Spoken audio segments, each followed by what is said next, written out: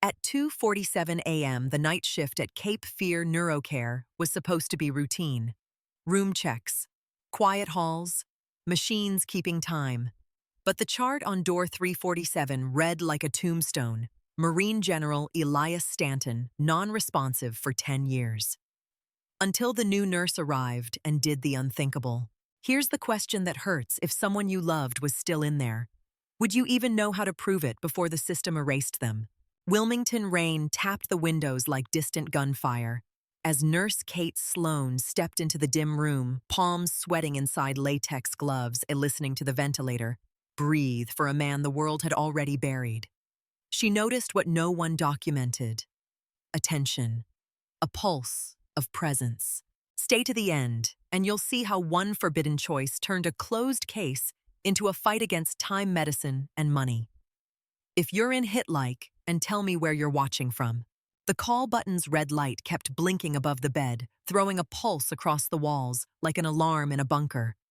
Kate stayed planted at General Stanton's side, her fingers still wrapped around his hand, afraid that if she let go, the room would snap back into the quiet lie everyone lived inside. The monitor chirped faster now, not panicked, just awake in a way it had not been a minute ago. Outside the door, footsteps multiplied rubber soles, squeaking on polished tile voices, stacking on top of each other in the hallway's sterile echo. Denise Monroe pushed into room 347, first breath, sharp eyes already narrowed with the practiced suspicion of a charge nurse who had seen too many midnight dramas. She took in Kate's face, the speaker the challenge coin pressed into a motionless palm. Denise's gaze pinned Kate. "What did you do?" Kate swallowed. The words felt too small for what her hands had felt. "I asked him to squeeze." Denise looked past her to the bed, to the still chest rising with the ventilator's steady work. "He cannot." Kate did not argue. She lifted Stanton's hand a fraction, showing how his fingers sat closed, not loose, not dropped open like they usually were. He did. Denise's mouth tightened. She stepped closer, eyes on the monitor, then on Kate, like she was weighing whether to call security or neurology. "You're new here," she said quietly. "You do not improvise in this wing." A pair of nurses appeared behind her, then an aide, then the night coordinator with a clipboard held like a shield. The room filled with bodies and doubt. Someone unplugged Kate's speaker without asking. Someone else hovered near the vent settings, not touching, just ready as if the machines might suddenly become the problem. Kate kept her voice low. "I'm not saying he's sitting up. I'm saying his response was on command." Denise stared at Stanton's face for a long beat, then turned to the coordinator. "Page Dr. Brenner, stat, and document everything that happened in this room down to the second." The coordinator nodded, already backing out. Denise's eyes returned to Kate. "If this is a mistake," she said, not cruel, just flat, "you just bought yourself a meeting with administration." Kate's throat felt dry as gauze. She glanced at Stanton again, at the tight line of his jaw, at the warm skin under her gloves. "Then I'll take the meeting." Dr. Howard Brenner arrived 6 minutes later, coat thrown over scrubs, hair flattened on one side, like he had been asleep in an office chair. He walked in with the brisk impatience of a man who did not like being summoned for hopeful stories. His eyes went straight to Kate's badge, then to the chart clipped at the foot of the bed. "General Elias Stanton," he read aloud as if saying the name might wake the room's memory.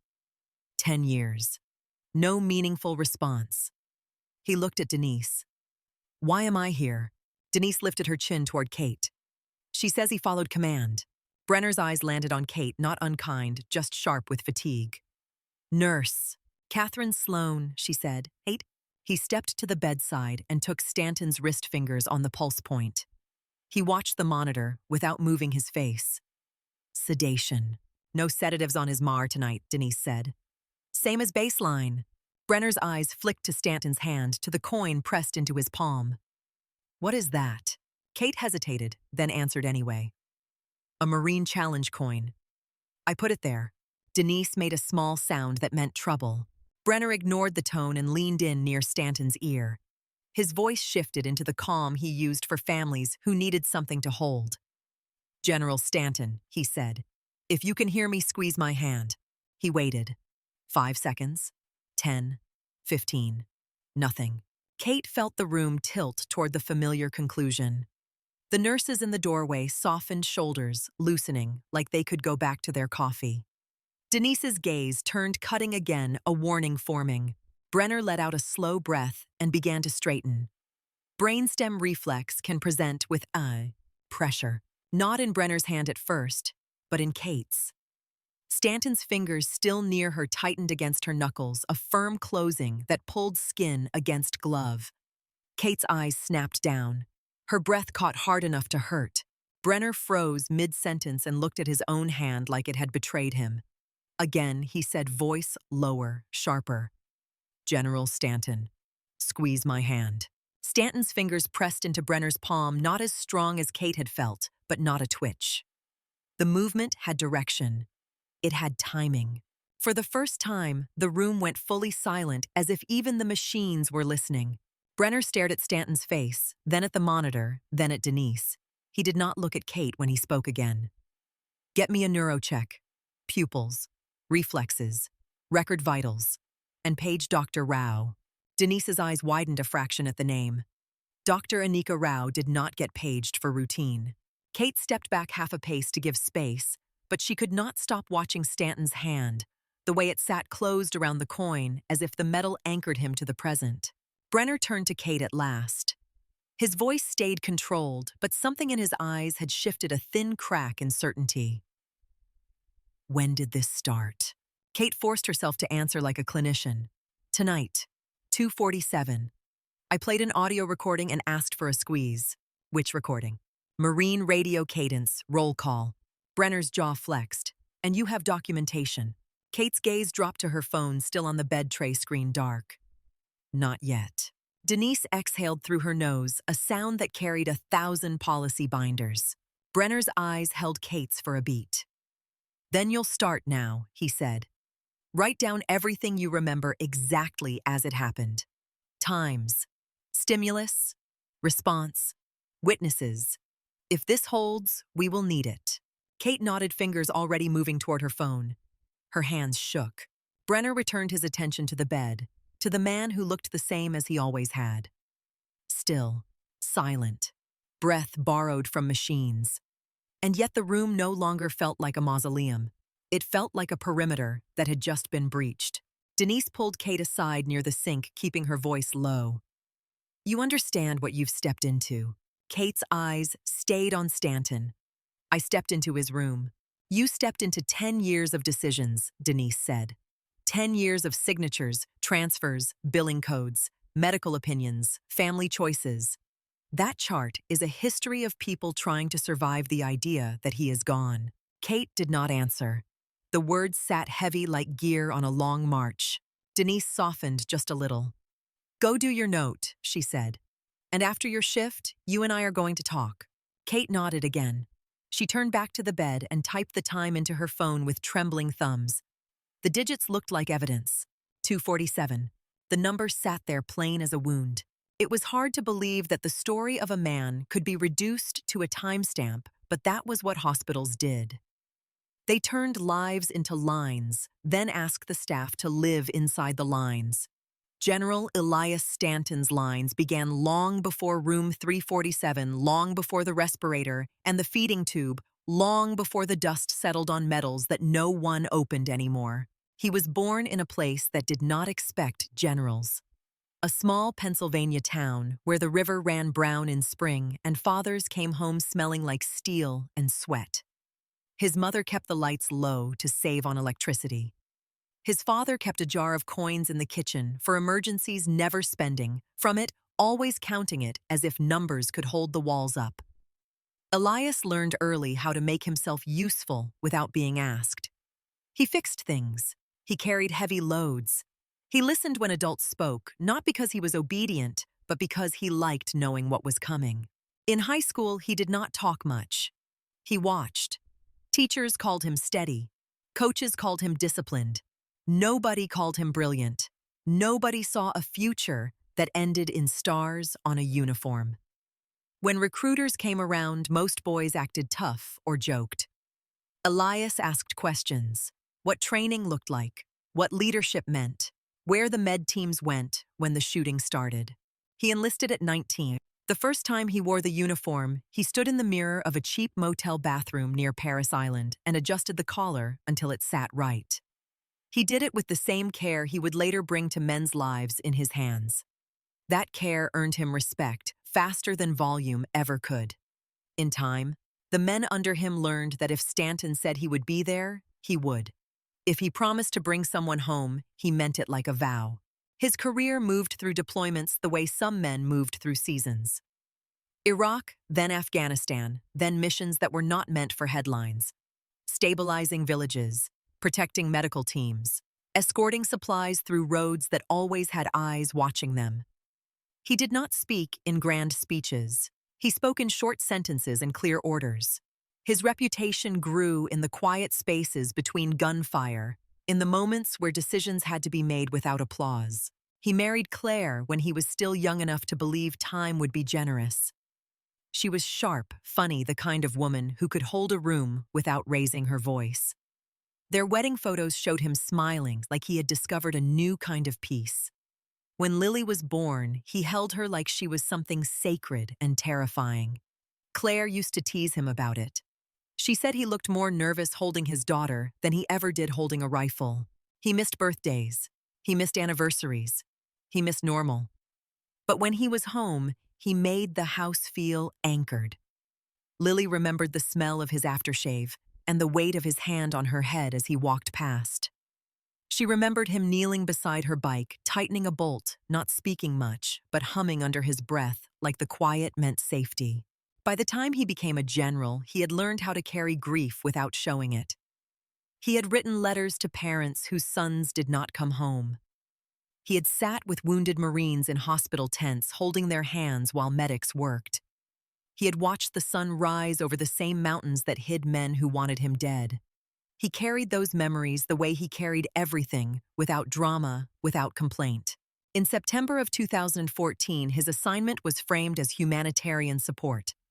A convoy delivering medical equipment to a rural clinic, vaccines and generators and supplies packed into crates, marked with stenciled letters. It was not glamorous work. It was the kind that kept kids alive long enough to grow into adults. It mattered to him more than ceremonies ever did. The day of the blast began like most days on deployment. Dry heat, metal taste in the air. The convoys rolled out before full-light headlights dimmed radios murmuring. Elias sat in the second vehicle map, folded on his knee, eyes scanning the road like a man reading a language written in dust. He spoke into the headset with calm cadence. Checkpoints, speed, spacing, the little decisions that kept men breathing. The explosion came without warning, a pressure wave that lifted the lead vehicle as if it weighed nothing. Fire and shrapnel, screams over the radio, the world snapping into fragments. Elias felt himself thrown. The hard slam of ground, a flash of white that ate sound. Then the strange quiet of a body going offline. His men reached him fast. They always did. They dragged him behind cover hands, slick with blood, calling his name, like naming him could keep him from leaving. A corpsman pressed fingers to his neck and shouted orders. An airlift was called. The medevac blades beat the air into submission. In the field hospital, surgeons spoke in tight voices.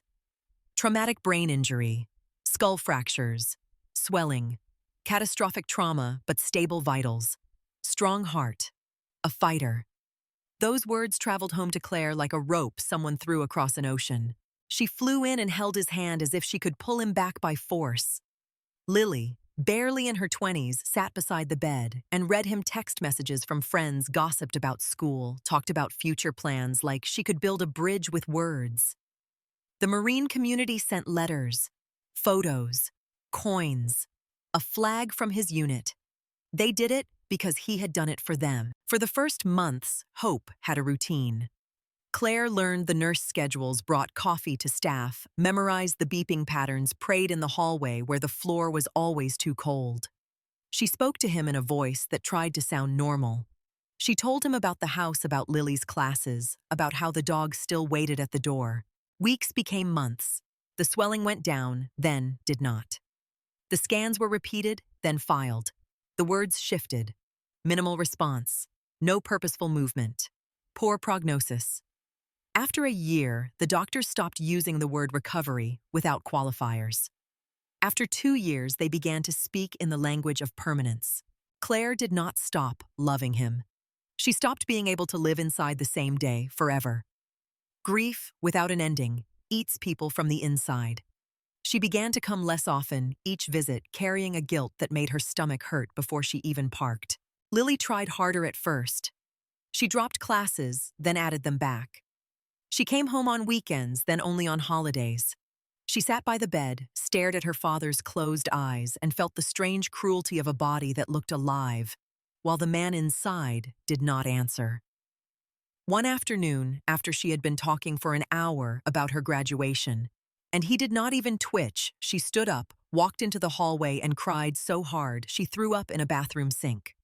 After that, she started to fear the visits like the room might swallow her whole. The military moved him stateside once he was stable enough to transport. A specialized neuro unit first, then long-term care when progress did not come. Insurance and military benefits covered what they could. Paperwork piled up. Administrators changed. Doctors rotated. Nurses aged. General Stanton stayed. Eventually, he arrived in Wilmington, North Carolina, at Cape Fear Neurocare Center, a facility built to hold bodies that time had abandoned. It sat on the quieter edge of the city near marshland and water, where the air carried salt when the wind was right. The building was clean and bright in a way that felt more functional than comforting. Visitors came during daytime hours, walked the halls with paper cups of coffee, and whispered voices then left again, returning to lives that moved forward whether they wanted them to or not. Room 347 became a place staff walked past without thinking. It was not neglect. It was adaptation. People cannot stare at tragedy all day and keep working. They learn to narrow their focus to tasks. Turn the patient. Check the tube feeding. Monitor the skin. Chart the vitals. Reduce the man to what can be measured. Denise Monroe had worked the wing long enough to know which rooms held families and which rooms held silence. In her mind, 347 was a silent room kept stable by routine. She did not talk about General Stanton much except as a warning to new hires. It was easier that way. You could not afford to bleed for every bed. Kate Sloan did not come to Wilmington looking for miracles. She came because Philadelphia had started to feel like a battlefield with no rules.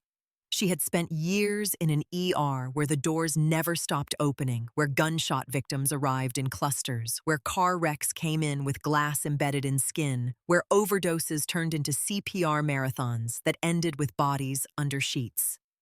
She was the nurse people called when a patient crashed.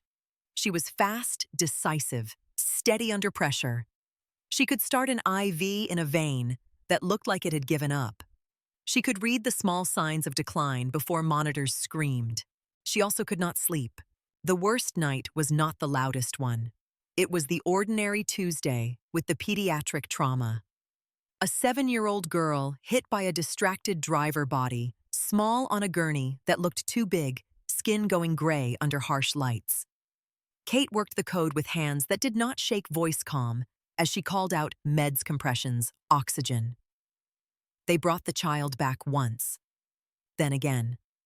The third time, the room went quiet in the way that makes your ears ring. After Kate washed blood off her forearms and looked at herself in the mirror and did not recognize her own eyes. She held the mother while the woman screamed into Kate's shoulder, and Kate stood there absorbing it because there was nowhere else for the grief to go. When her shift ended, Kate sat in her car in the staff lot and watched the sunrise color the skyline. Her hands would not stop trembling. She stared at the steering wheel for an hour, then drove home in a fog, then sat on her apartment floor because she could not make herself get into bed. She took a shower, so hot her skin burned and still felt cold.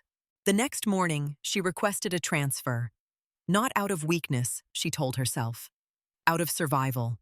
She wanted a place where time did not attack, where patients did not die in her hands under bright lights, where she could do her job and go home and feel like her heart still belonged to her. Cape Fear Neurocare offered that promise.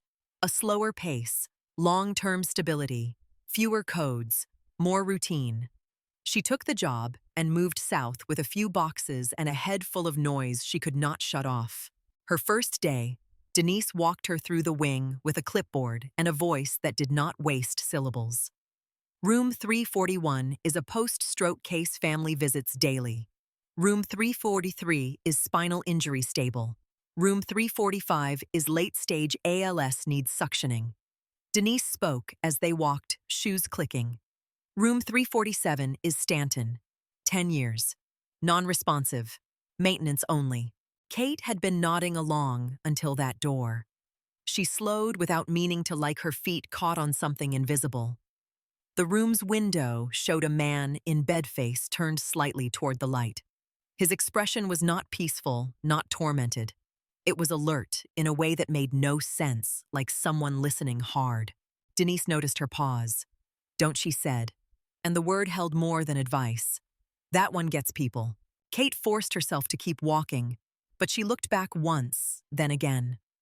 Something in her chest tightened, not with hope, but with recognition. The feeling she got in the ER right before a patient crashed. The sense that the story people were telling did not match what the body was saying. Later, during orientation paperwork, Kate asked about him in a careful tone that pretended she was just making conversation. Denise's pen kept moving. General. Marines. Big name 10 years ago. Family barely comes now. Why not move him, Kate asked. To a different level of care. Denise's pen paused for the first time. Because that is not our call alone, she said. Because you cannot make people keep believing forever. Because some cases have no change, and the building still has to run. Kate nodded as if she understood. Maybe she did. But the image of the man's face in that window stayed with her through the rest of the day. It followed her into the break room. It sat beside her during computer training. It showed up again when she lay on her new apartment mattress at night, listening to Wilmington rain strike the glass, like fingers tapping for entry. When her first night shift came around, she walked the halls with a new badge and a borrowed calm checking rooms with the quiet precision of someone trying not to disturb the fragile order of a place built for waiting. She learned the rhythms of the wing. She learned which machines beeped because they were annoyed and which beeped because they were afraid. She learned the smell of tube feeding formula and the sound of suction. And she learned that room 347 was treated like a sealed door. Nurses did the tasks and left. Nobody spoke to the man unless they had to. Nobody lingered. Nobody looked for anything that might hurt them. At 2:47 that morning, Kate stood in the doorway with her cart and felt the same invisible pull. Her training told her to respect the chart. Her instincts told her the chart was not the whole story. Her exhaustion told her to keep walking. She did not. She stepped inside. Now, with Brenner's orders echoing in the hall and Denise's warning sitting in the air like smoke, Kate sat at a small desk outside the room and began writing everything down. Her mind tried to replay the moment with precision, not emotion. She listed the audio stimulus, the exact phrasing of her command, the timing between the sound and the squeeze, the pressure, the second squeeze, Brenner's request, Brenner's squeeze. When she finished, she stared at the notes as if they belonged to someone else. The words looked clinical, and yet her hands still remembered the weight of that response, the certainty in it. She looked through the glass into room 347. General Stanton lay still again, face composed, fingers closed around a coin like a private vow. Kate unlocked her phone and opened a fresh note beneath the one she had just written, a clean page, waiting for the next observation. She typed the date and the room number, then sat very still, listening to the machines, letting the silence settle into something she could measure. The note on Kate's phone looked sterile on the screen, all timestamps and stimuli and responses, as if the words could disinfect what her body still felt. She locked the phone, slid it into her scrub pocket, and kept her eyes on the glass. Room 347 breathed with borrowed rhythm. General Elias Stanton lay exactly as he had when she first stepped in the ventilator, doing the work his lungs could not. His face was turned a fraction toward the window as if moonlight mattered. His right hand remained closed around the challenge coin, not clenching hard, not limp either, just held. The detail sat under Kate's skin like grit. Denise had been right about one thing. That room did not let go of people easily. By the end of her shift, the hall had returned to its normal quiet, the small storm of midnight attention already fading into the day staff's routine. Dr. Brenner left without another word to Kate. Denise walked her to the supply closet and handed her a fresh pack of gloves, like a peace offering. "You did your note," Denise said. "I did." Denise's eyes searched Kate's face. "You keep it clinical. You keep it clean. You do not start telling people you woke a general with a radio recording." Kate nodded, though the word woke felt too dramatic and too dangerous. "I didn't say that." Denise leaned in slightly, voice lower. "This building has rules for a reason. You can care without crossing lines." Kate looked back at the door of 347. "If something changes, should we act like it didn't?" Denise held her gaze for a beat, then looked away first. "Go home," she said. "Sleep." Kate drove through Wilmington rain that morning with her windshield wipers working steady time. She should have been exhausted enough to sink into bed and disappear for hours. Instead, the moment replayed on a loop behind her eyes, not as a miracle, not as a victory, but as a question that would not stop forming itself. If he could respond, where had that response been hiding? If it had been there before, who missed it? If it was new, what had changed? In her apartment, she showered, ate a protein bar because chewing felt like too much work, and lay down. The ceiling fan spun slow above her. She counted rotations. She listened for the familiar phantom beep of an ER monitor that was not there. Sleep came in pieces. In one piece, a little girl's face flickered under fluorescent light, lips, blue eyes half open. In another, an older man's hand tightened around her fingers in the dark. She woke in late afternoon with sweat on her neck and a dry mouth as if she had been running. By the time her next shift started, Kate had made a decision that was not quite a decision. It was more like a direction her body took without consulting her rational mind. She walked past the nurse's station, clocked in, took report, and did her assigned rounds with the kind of focus Denise respected. She checked feeding bags, measured output, logged vitals, turned patients, cleaned ports. She did everything by the book. Then when the hall quieted and the workload loosened, she found herself standing outside room 347 again. Jenna Ortiz was at the cart, across the hall, labeling syringes, her dark hair pulled tight, her face calm in the way of someone who had been doing this long enough to stop flinching at sadness. Jenna glanced at Kate, then at the door. "You're not assigned there," Jenna said. Kate kept her tone casual. "I'm doing a quick check." Jenna's eyebrows rose a fraction. "You mean you're feeding your curiosity?" Kate could have pretended it was routine. Jenna would not have believed her anyway. "I want to see his baseline," Kate said. Jenna leaned her shoulder into the wall and watched Kate like she was watching someone step too close to deep water. "Baseline is 10 years of nothing," she said. "That is why nobody wastes time chasing it." Kate looked through the window. The room's light was low. Stanton's face remained turned toward the window. Jenna's voice softened, not unkind. "Listen, there are patients here who respond, who track, who blink, who cry. Families sit with them all day and count every little improvement. Then the improvement stops. Or it goes backward. People break." Kate kept her hand on the doorknob. "You've seen that happen. I've watched marriages collapse in this hallway," Jenna said. "I've watched kids stop coming because they can't handle it.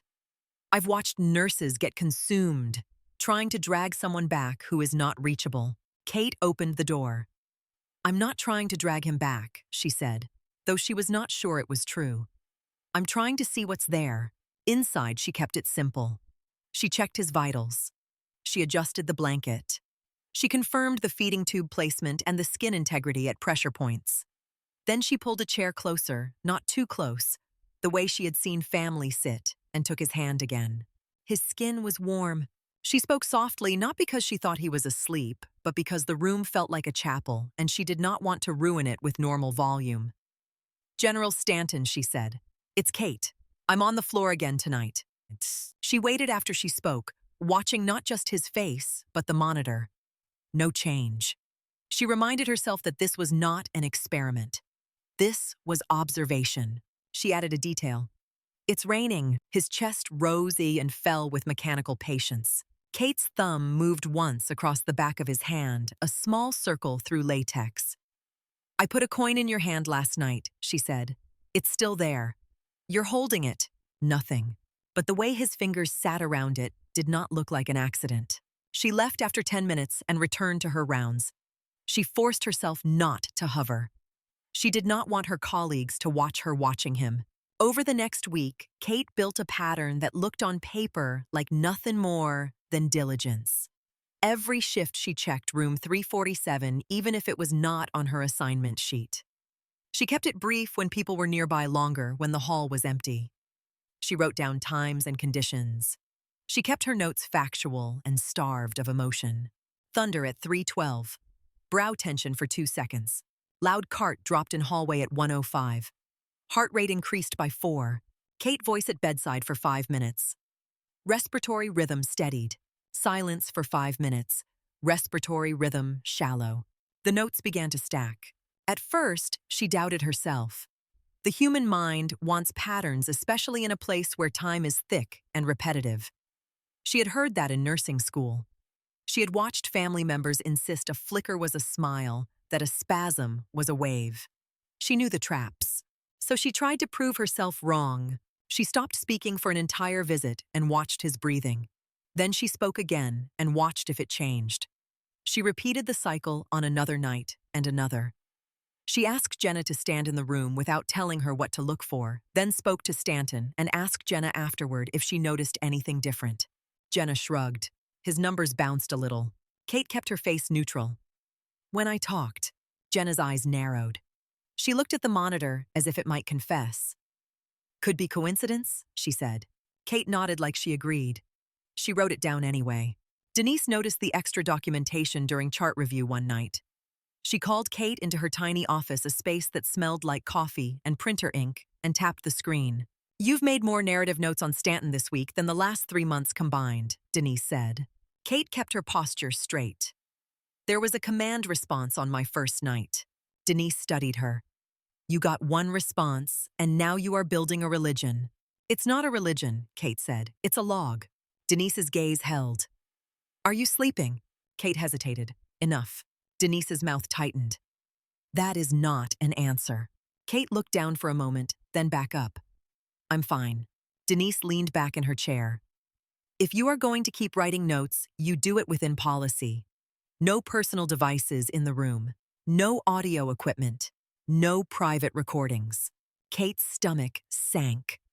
The one tool that had produced the clearest response was now explicitly forbidden. Denise softened just a fraction. I am not trying to shut you down, she said. I am trying to keep you employed. Kate nodded, and for the first time, she felt the floor under the story shifting into something more dangerous than a mystery. It was not only about whether Stanton was present. It was about whether Kate could stay close enough to find out without getting cut out. She adjusted her approach. Without audio, she used what she was allowed to use. Touch, voice, light, routine. She learned his history the way nurses learn any patient, through fragments and paperwork, through what families wrote on intake forms, through the old notes in the chart that still carried the weight of early hope. She read the initial trauma report and saw the vocabulary of war turned into medicine. Blast injury, penetrating shrapnel, skull fracture, diffuse axonal injury. She read the list of complications. Pneumonia, bed sores that healed, recurrent infections, surgeries that kept him stable but never brought him back. In a section of the chart labeled personal, there was a short line written by someone years ago. Patient responds to Marine Corps hymn per family. The date on the note was 9 years old. Kate stared at it for a long time, then checked the facility's policy on approved music therapy. There was a form. There were approved devices. There was a way to do it without using her phone, without hiding. She filled out the request. When the small therapy speaker arrived, it felt like a weapon smuggled through bureaucracy. She carried it into room 347 with a calm face, plugged it in, and placed it on the shelf near the photo. She did not play the hymn right away. She started with something neutral, soft, classical music, low volume, meant to be background. She watched the monitor. No change. She spoke to him. "I'm trying something," she said. "You can ignore it." The next night, she played the Marine Corps hymn volume, barely above whisper. She watched Stanton's face. She watched his hands. Nothing visible. Then 2 minutes in, his heart rate increased by 5 beats and held. Kate felt her skin prickle. She did not move. She did not touch him. She let the sound fill the room and watched. When the hymn ended, his heart rate drifted back down. She wrote it down. She did not write exclamation points. She did not write that her throat tightened. She wrote the numbers. On another night, she asked Jenna to stand in the doorway and watch the monitor while Kate adjusted the speaker. Jenna rolled her eyes, but stayed. Kate played the hymn. The heart rate climbed again. Jenna glanced at Kate, then quickly looked away like she did not want to admit anything. "That is weird," Jenna said. Kate kept her voice even. "I know." The small confirmations were not satisfying in the way a movie would demand. They were thin, fragile threads. But Kate had learned in trauma care that thin threads could be the difference between a patient living and a patient dying. You tugged gently. You did not yank. You watched if it held. She tried to add voice recognition without breaking rules. The chart listed Lily Stanton as the emergency contact with an old number that might not still work. There was also a social worker's note from years ago describing Claire as emotionally exhausted, trying to move forward, guilty, confused. Kate did not call. Not yet. That felt like stepping too far into the family's life. Instead, she asked Denise if the facility had any old family recordings stored in the chart. Denise looked at her like she had asked for a confession. "We are not a memory box," Denise said. "We store medical records." Kate chose her words carefully. "There's a note that he responded to a hymn per family. I want to understand what they did." Denise's eyes sharpened. "Why?" Kate answered honestly. "Because it worked." Denise was quiet for a moment. Then she stood, walked to a filing cabinet, and pulled out an old envelope marked with a date. Inside were a few printed photos, a folded letter on faded stationery, and a small digital file card with a label, "Graduation Audio." Denise held it between 2 fingers like it was delicate. "This was left years ago," she said. "Nobody has asked for it since. Nobody plays it anymore because it upsets staff." Kate took the card with care. "I'll follow policy." Denise's gaze held. "You keep it professional," she said. "You do not turn this into a personal crusade." Kate nodded and meant it. That night, she played the graduation recording on the approved device, low volume. A young woman's voice filled the room, bright and trembling with pride. Lily. She spoke about hard work, about her father's example, about service. The audio was not perfect. It popped and hissed like an old home video. Kate watched Stanton's face. His brow tightened, then released. His heart rate rose slowly, not spiking, just lifting like a hand reaching for the surface. Halfway through the recording, a tear formed at the corner of Stanton's closed eye. Kate froze. She did not wipe it away. She did not touch his face.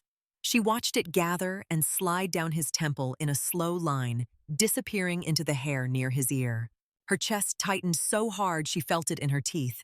She waited until the recording ended, then turned the device off and sat in silence, staring at the tear track like it was evidence. Jenna walked in to help with a turn and saw Kate sitting. "You're still here," Jenna said, voice cautious. Kate did not look up. "Watch his eye." Jenna stepped closer, saw the wetness, and made a small sound. "That happens," she said automatically, the reflex of a nurse trying to keep herself safe. "Dry eye. Tears can..." Kate finally looked at her. She did not challenge, did not argue. She simply said, "Write down the time." Jenna hesitated, then pulled a pen from her pocket and scribbled on a scrap of paper. The act looked like surrender. Kate wrote her own note, later separating observation from interpretation. Tear present during graduation audio. Tear track visible for 3 minutes. Heart rate increased by 7 during recording.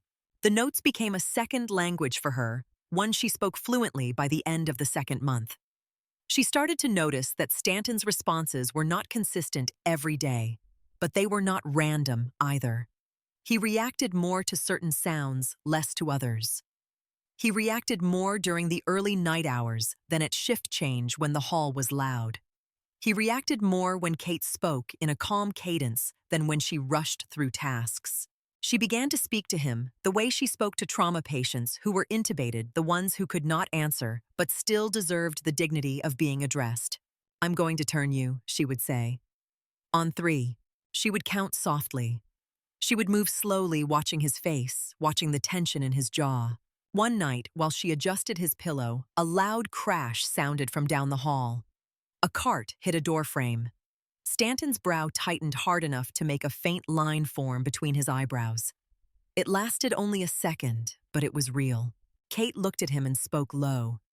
"That's not pleasant," she said. "I hate that sound too." His breathing deepened just once, then returned to baseline. She wrote it down, then sat in her car after shift and stared at the steering wheel until the sun rose again. Sleep continued to fracture. Some days she went home and collapsed.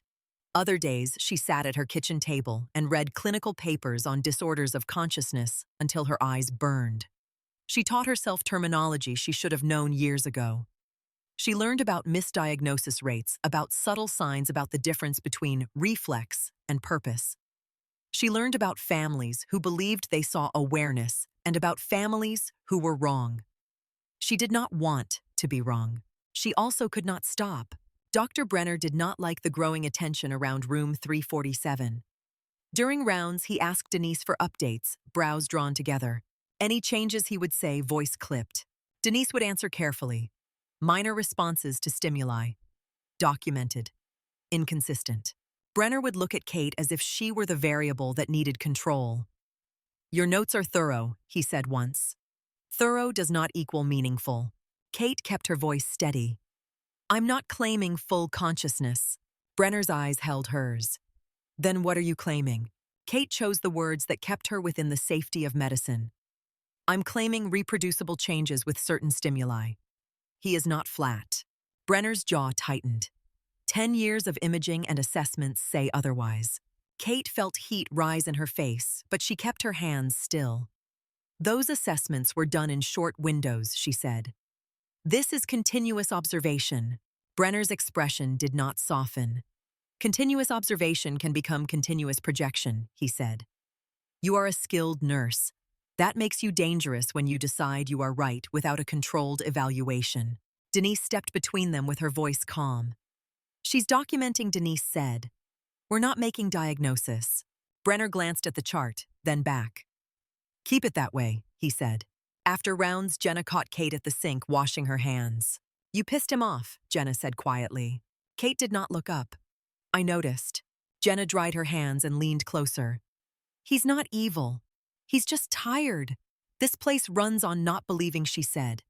"If you start believing, you start asking why everyone else stopped." Kate turned off the faucet. Water dripped from her wrists. "Why did everyone stop?" Jenna's eyes flicked down the hall. "Because they had to go home and live," she said. "Because there are 50 beds, not one. Because you can't fight death every hour and keep your mind." Kate's voice dropped. "This isn't death." Jenna looked at her for a long moment. "That might be the problem," she said. The next weeks brought small things that would have been invisible to a tired nurse doing routine maintenance. Kate noticed the way Stanton's eyelids fluttered when she spoke Lily's name. Not a dramatic movement, not an opening, just a quick tremor like a muscle remembering. She noticed the way his right hand curled slightly toward the coin when the hymn played. She noticed that he seemed to settle during a certain rhythm of speech, the low, steady cadence Kate used without thinking when she wanted a patient to relax. Denise started stopping by during some of Kate's sessions, standing near the door, arms crossed, watching in silence. She never commented while Kate was in the room. Later in the hall, she would ask, "What did you see?" and Kate would answer with numbers. Denise began to keep a separate note, her own handwriting in the margins of the chart. The shift in Denise was subtle. Not hope, not belief, just attention. Kate's overtime hours climbed without her noticing. 10 minutes here, 15 minutes there. A half hour when the floor was quiet and she could not make herself leave. She started eating lunch at the desk outside room 347, charting with one eye on the monitor through the glass. Jenna saw the pattern and said one afternoon, "You're living in his hallway." Kate kept typing, "It's a good hallway." Jenna's voice was not joking. "You're disappearing." Kate paused. The word hit harder than it should have. She looked up at Jenna, and for a second she saw herself through someone else's eyes. A nurse with dark circles hair pulled back too tight, coffee in hand, eyes too focused on one room. Kate forced a breath. "I'm fine." Jenna shook her head. "You say that like it's a prayer," she said, then walked away. At home, Kate's apartment started to look like a place nobody lived in, just visited between shifts. Laundry sat unfolded, mail stacked. She missed a call from her brother and did not call back for days. She opened her fridge and realized she had not bought groceries in a week. She ate crackers and drank water and told herself she would do better tomorrow. Tomorrow kept arriving and leaving without improving anything. There were nights when room 347 gave her nothing. No brow tension, no heart rate shift, no tear. The monitor sat steady, indifferent. Stanton's face stayed still, a mask that did not crack. Those nights were the hardest because they put her back in the space where she had to ask whether she had imagined everything. On one of those nights, she sat in the chair and stared at his closed eyes until her own burned. She whispered, "Help me out here." Not as a demand, but as a confession. Nothing. She stood to leave and her knees felt weak. In the hallway, she pressed her palm against the wall and closed her eyes, breathing through a surge of panic that came from nowhere. Jenna found her there silent, leaning into painted drywall, like it could hold her up. "You okay?" Jenna asked. Kate's voice came out thin. "I don't know." Jenna did not touch her. She just stood close. "Then go drink water," Jenna said, "and sit down somewhere that isn't his doorway." Kate nodded and forced herself to walk away. 2 shifts later, the responses returned as if Stanton had been conserving whatever energy existed behind that stillness. During the hymn, his heart rate lifted again. During Lily's graduation audio, his eyelids fluttered twice. During a quiet moment when Kate described the rain on the windows, his fingers pressed faintly against her glove. Not a full squeeze, more like a tap. Kate wrote it down with careful restraint. Minimal pressure. Duration, 1 second. Context, calm voice. Denise read the note and said nothing. But the next day, Denise requested that the facility's speech therapist review Stanton's file for potential auditory stimulation protocols. The request was framed as routine reassessment, not as hope. The speech therapist, a young man named Marcus, who still had optimism in his posture, stopped by room 347 and watched Kate speak to Stanton for 10 minutes. Marcus listened to the hymn, watched the monitor, and nodded slowly. "This is interesting," Marcus said. Brenner, when told, remained stone-faced. "Interesting is not a clinical category," he said. "We do not adjust care plans based on interesting." Kate stood in the hall outside his office, hands clasped behind her back to keep them from shaking. "Then what category do you need?" she asked. Brenner looked at her over his glasses. "Consistency across observers," he said. "Repeatable command response. Not 1 night, not 2. I want it in daylight with staff present with controls. Until then, you do your job and stop building narratives." Kate nodded as if she accepted it. Then she went back to work and built the only thing she could build. A record. She began asking other staff to join her in short observation sessions, not telling them what she expected. Denise came once, then twice. Jenna came reluctantly. Marcus came with a stopwatch. A respiratory therapist named Alana came during a vent check and paused to watch. Kate would speak, then she would stop. Then she would speak again. They would watch the monitor. They would watch his face. They would write down what they saw. Sometimes it was nothing. Sometimes it was a small shift in breathing. Sometimes during Lily's voice, it was a blink like a tremor. A pattern did not announce itself. It formed slowly like a fingerprint developing in powder. By the end of the third month, there were enough notes by enough hands that room 347 no longer belonged only to Kate's attention. It had become a point of quiet interest on the floor, a place where nurses lingered an extra minute without admitting why. That attention carried risk. Denise warned Kate one night, voice low in the med room. "You're creating a disturbance," she said. Kate kept her face neutral. "I'm creating documentation." Denise's eyes held. "Administration does not like deviations," she said, "especially when they come with overtime." Kate's stomach tightened. "I'm not neglecting other patients." Denise did not argue that. She said, "They will not accuse you of neglect first. They will accuse you of boundaries." Kate knew what that meant. She had seen it in hospitals before. A nurse becomes too invested, too emotional, too loud. The system labels her unstable, then removes her from the room in the name of safety and professionalism. She had watched it happen to others. She had promised herself she would never become that nurse. Then she walked into room 347 and sat down anyway. On a quiet night, after finishing her tasks, Kate spoke to Stanton about things that did not matter and things that did. She talked about the city's river, about the way Wilmington smelled after rain, about the Marines she knew from Philadelphia, who came in with injuries and said nothing while their eyes told the truth. She paused and looked at his face. "I don't know who you are in there," she said softly. "If you are in there." His breathing stayed steady. Kate's throat tightened. She pressed her thumb once against the back of his hand, a light pressure, then released. "If you're tired," she whispered. "I get it." A faint pressure answered, not even a full tap this time. Just the smallest push against her glove, so light she could have questioned it. She did not question it. She wrote it down. When she left the room, the hallway felt colder. In the break room at 4:20 a.m., Jenna sat at the table with a paper cup of coffee and stared at Kate like she had been waiting. "You're not going to stop," Jenna said. Kate sipped water. Her mouth felt like sand. "Not if there's something there." Jenna's voice dropped. "Why him?" she asked. "Why this man?" Kate looked down at her hands. She could have lied. She could have given a professional answer. Instead, she said, "Because everyone already decided," she said. "And I keep thinking about how decisions get made when the patient cannot speak." Jenna's gaze softened, then hardened again, a protective reflex. "And what if you're wrong?" she asked. Kate lifted her eyes. "Then I wasted time," she said. "But I didn't harm him." Jenna let out a breath. "Harm isn't always physical," she said. "Hope is a drug too." Kate did not answer because she did not have a clean counter to that. She only had the feel of a hand that did not move like reflex when it moved. The next morning after her shift, Kate walked to her car with the sun just starting to lift. Her phone buzzed as she reached for her keys. An email notification.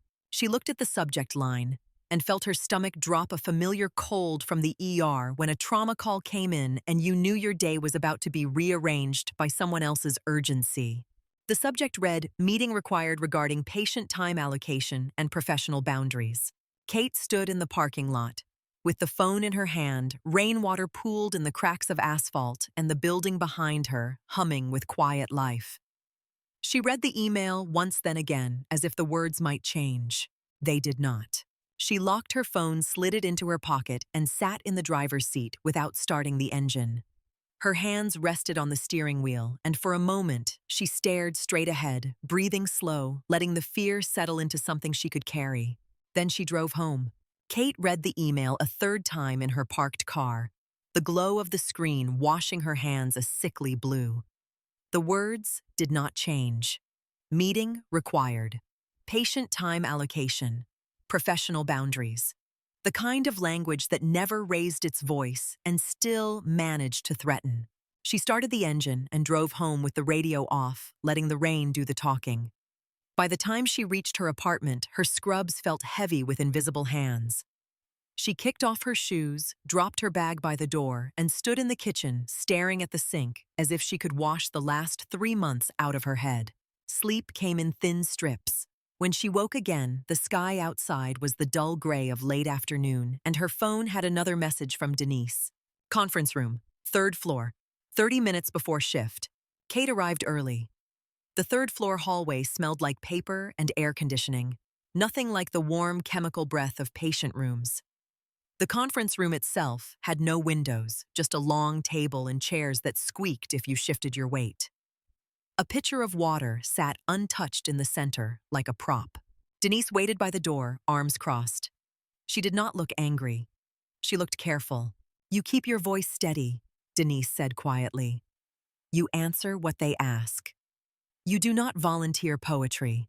Kate gave a tight nod. "Who is in there?" Denise's eyes flicked to the metal nameplate on the wall, then back. "Director of Nursing, Administrator, Human Resources." Kate felt her stomach drop a fraction lower. "Brenner, not invited," Denise said. "That tells you what kind of meeting this is." The door opened from the inside and Denise stepped aside. Kate walked in. The Director of Nursing. Marcia Caldwell at the head of the table with a file folder in front of her. She had a neat bun, crisp collar, and the calm of someone who could remove a person from a unit without raising her voice. Next to her sat a hospital administrator Kate had only seen in passing a man with a polished watch and a face that suggested he did not sleep in buildings like this. On the other side was Human Resources, a woman with a legal pad and a neutral smile. Ms. Sloan, Marcia said, not unkind. "Thank you for coming." Kate sat. The chair squeaked. She kept her hands folded on the table to stop them from shaking. Marcia slid a printout across the table. A timesheet. Lines highlighted in yellow. Minutes that had quietly stacked into hours. "We have concerns," Marcia said, "about the amount of unpaid time you are spending outside your assigned duties." Kate's eyes scanned the sheet. Room 347 appeared again and again like a repeated stain. 10 minutes. 15. 30. Not every shift, but enough. "I chart during my breaks," Kate said carefully. "I am not neglecting other patients." The administrator leaned forward, fingers steepled. "The concern is not neglect. It is judgment."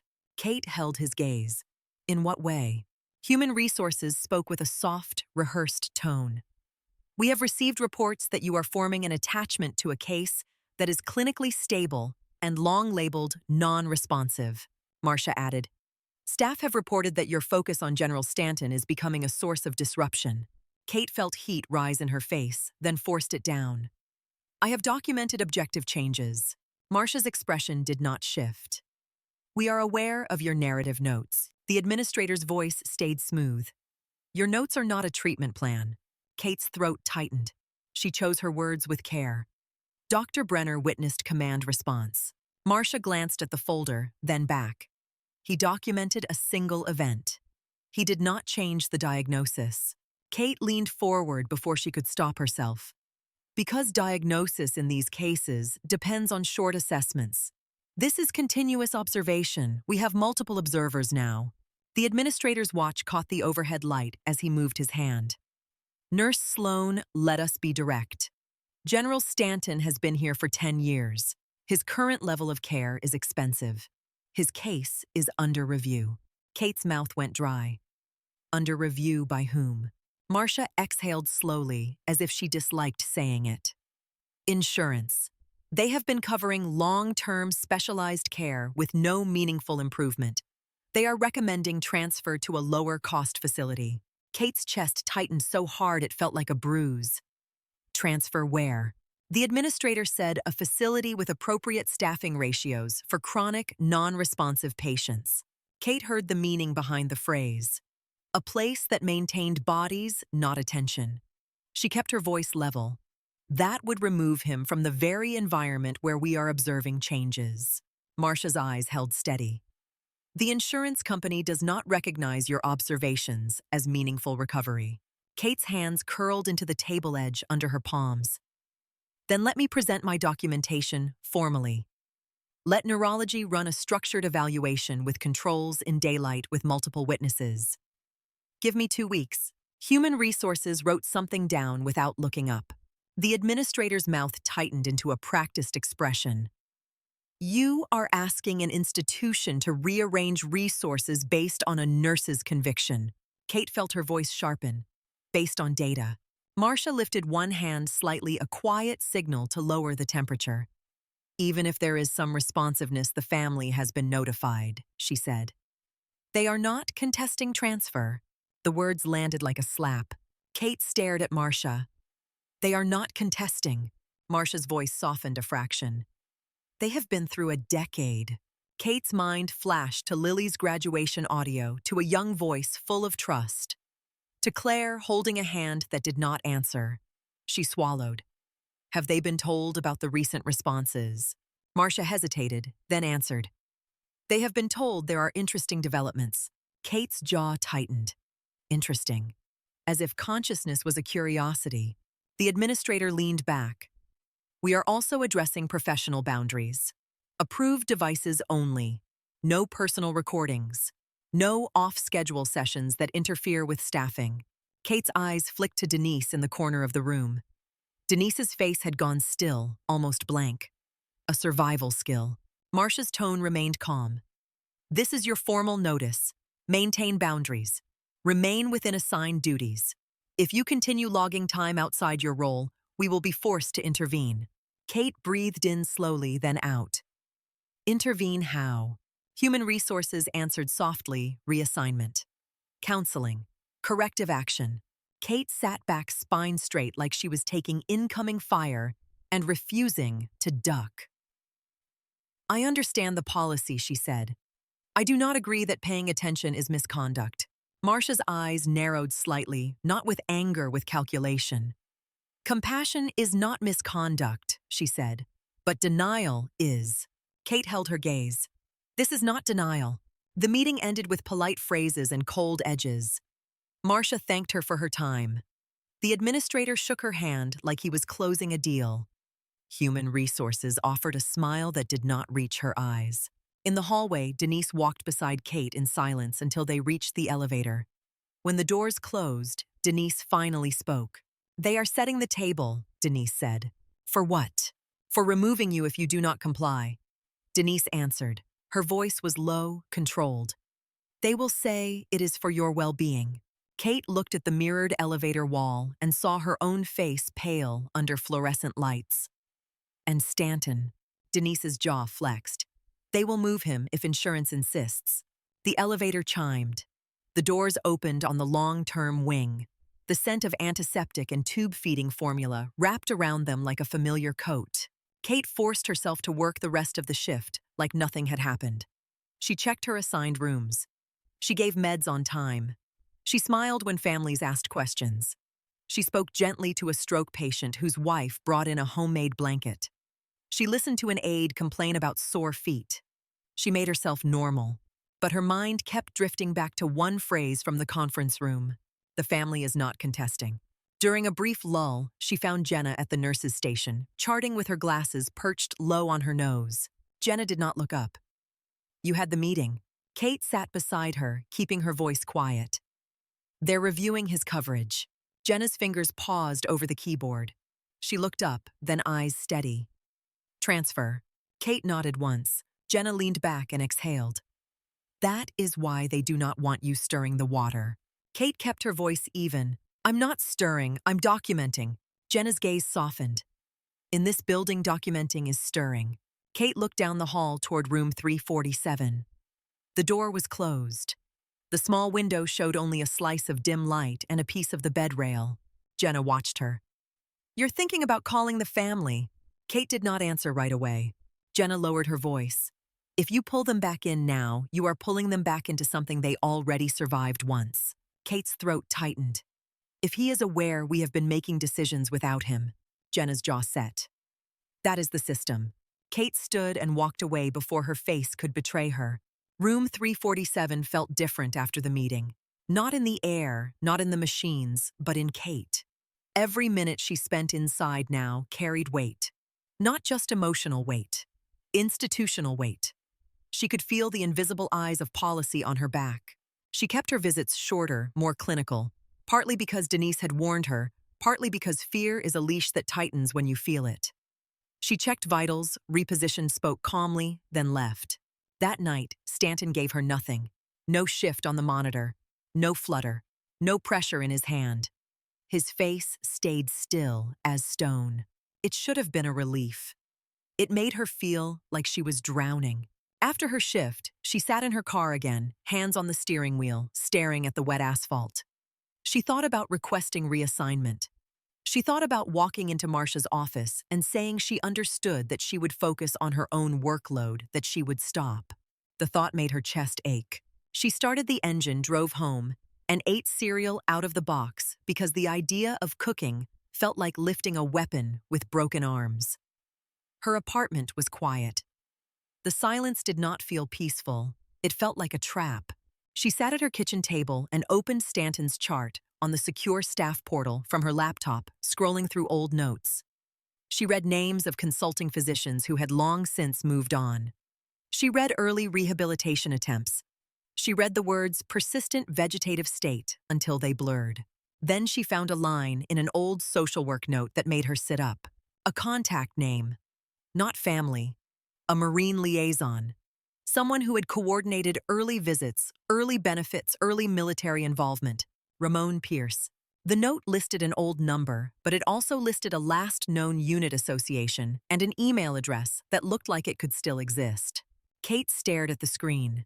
This was not her lane. It was also the only lane left that did not require asking permission from the people who were trying to close the door. She typed the email. Her fingers hesitated over the keyboard, then moved. She kept it simple. She did not mention miracles.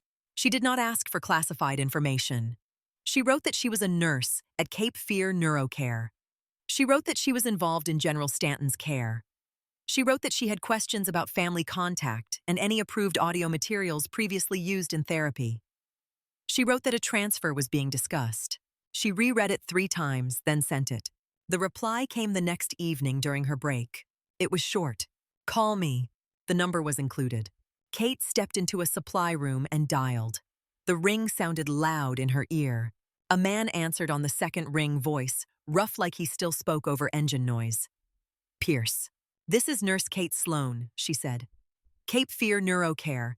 I'm calling about General Elias Stanton. The line went quiet for a beat. When Pierce spoke again, his voice had changed. Is he dead? No, Kate said. He's stable. Another pause. Then what do you want? Kate chose honesty. I'm seeing signs of responsiveness. Small, reproducible. Neurology has witnessed command response. Insurance is reviewing his case for transfer. I need to know what tools the family used early on. Any recordings? Anything personal that could help us evaluate. Pierce let out a slow breath. They used to play his daughter's voice, he said. Back when people believed it mattered. Kate's throat tightened. Do you have it? I might, Pierce said. You're playing with fire, nurse. I know, Kate said. Pierce's voice dropped. You understand what happens when you tell a family their soldier might be in there. Kate swallowed. Yes. A silence stretched thick with years. Pierce spoke again, quieter. Lily left a voicemail for him 3 days before the blast. I kept a copy. Nobody asked for it after the first year.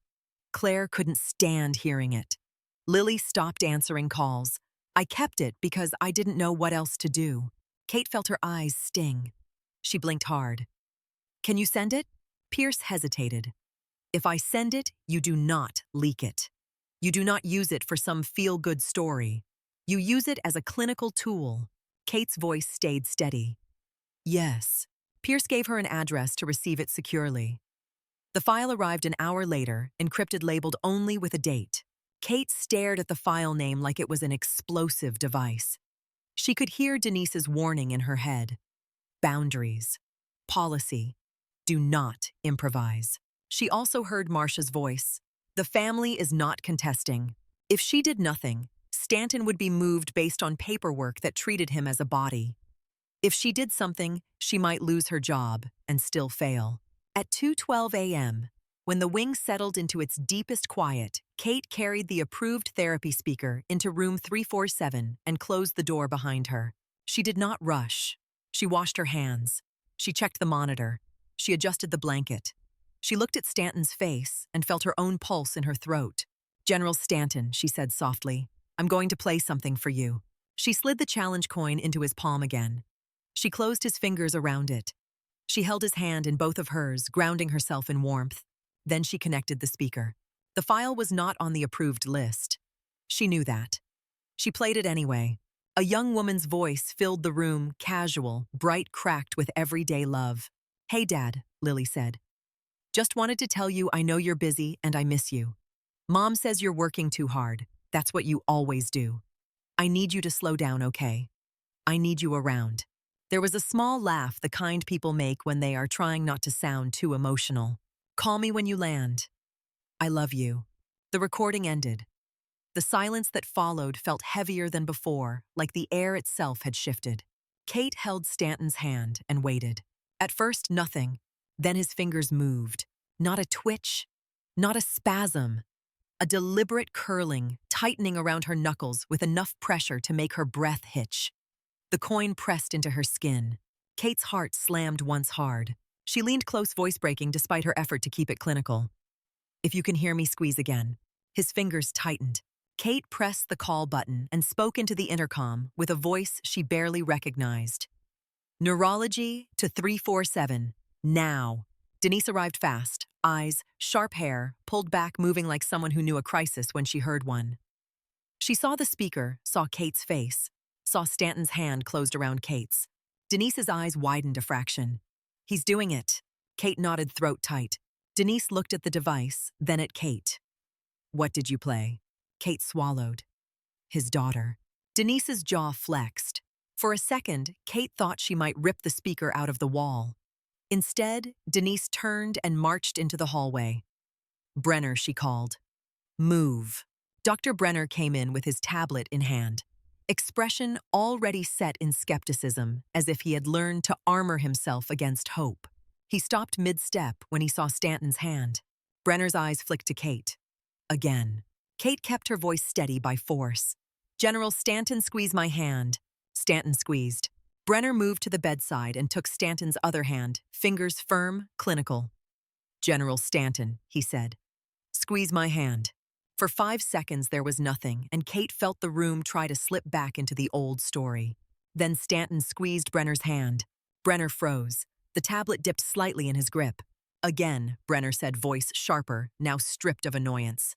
"Again." Stanton squeezed again, a little stronger, a little longer. Denise stood near the foot of the bed, with her hand over her mouth, eyes locked on the movement. Jenna appeared in the doorway, pulled in by the call, and went still as she saw the squeeze. Her skepticism did not have time to speak. Her face did it for her. Brenner turned his head toward the hall. "Page Dr. Rao," he said. "Now. And get EEG set up in here."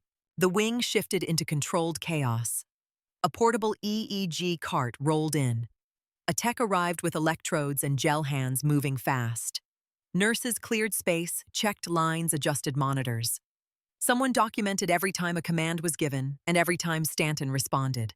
Kate sat close, holding Stanton's hand between commands, watching his face, watching the monitor, forcing herself to breathe slow so she did not contaminate the room with panic. When Dr. Anika Rao arrived, she looked like she had dressed in the dark hair pulled back too quickly. Scrub's wrinkled eyes fully awake. She stepped into the room, and the noise dropped a notch, as if her presence carried authority that did not need volume. Brenner spoke first. "We have repeatable command response." Rao's eyes went to Stanton. "Show me." Kate's voice came out calm. "General Stanton, squeeze my hand." Stanton squeezed. Rao did not react outwardly. She stepped closer, watched the timing, the duration, the release. Then she leaned in near Stanton's ear, voice, low and clear. "General Stanton," she said, "if you hear me, blink once." Nothing. Rao did not flinch. She changed the angle of her question. "Squeeze my hand." Stanton squeezed. Rao's eyes narrowed slightly, not in disbelief, in focus. She looked at the EEG tech. "Start recording." Electrodes went on. The gel smelled faintly sharp. The screen began to crawl with lines. Kate watched Rao watch the monitor, her face, still her eyes moving in small darts that meant she was reading patterns most people could not see. Minutes passed. Commands were given. Responses were recorded. Rao pointed once at the screen, then again. "This is not flat," she said quietly. Brenner's jaw tightened. It could still be subcortical. Rao did not look at him. "Watch what happens when the daughter's voice plays again." Kate's pulse jumped. Denise looked at her, a question in her eyes that carried policy and consequences. Kate touched the speaker. Her fingers hesitated, then pressed play. Lily's voice filled the room again. The EEG lines shifted. Not dramatically, not like fireworks, but unmistakably. The pattern changed with the stimulus, like the brain was turning its head toward a sound. Rao's gaze sharpened. "There," she said. Brenner leaned closer to the screen. Jenna stood with her arms wrapped around herself, staring as if she had never seen a machine tell the truth before. When the recording ended, Rao held up a hand. "Quiet," she said. The room obeyed. Rao watched the screen for another minute, then turned to Brenner. "This suggests processing," she said.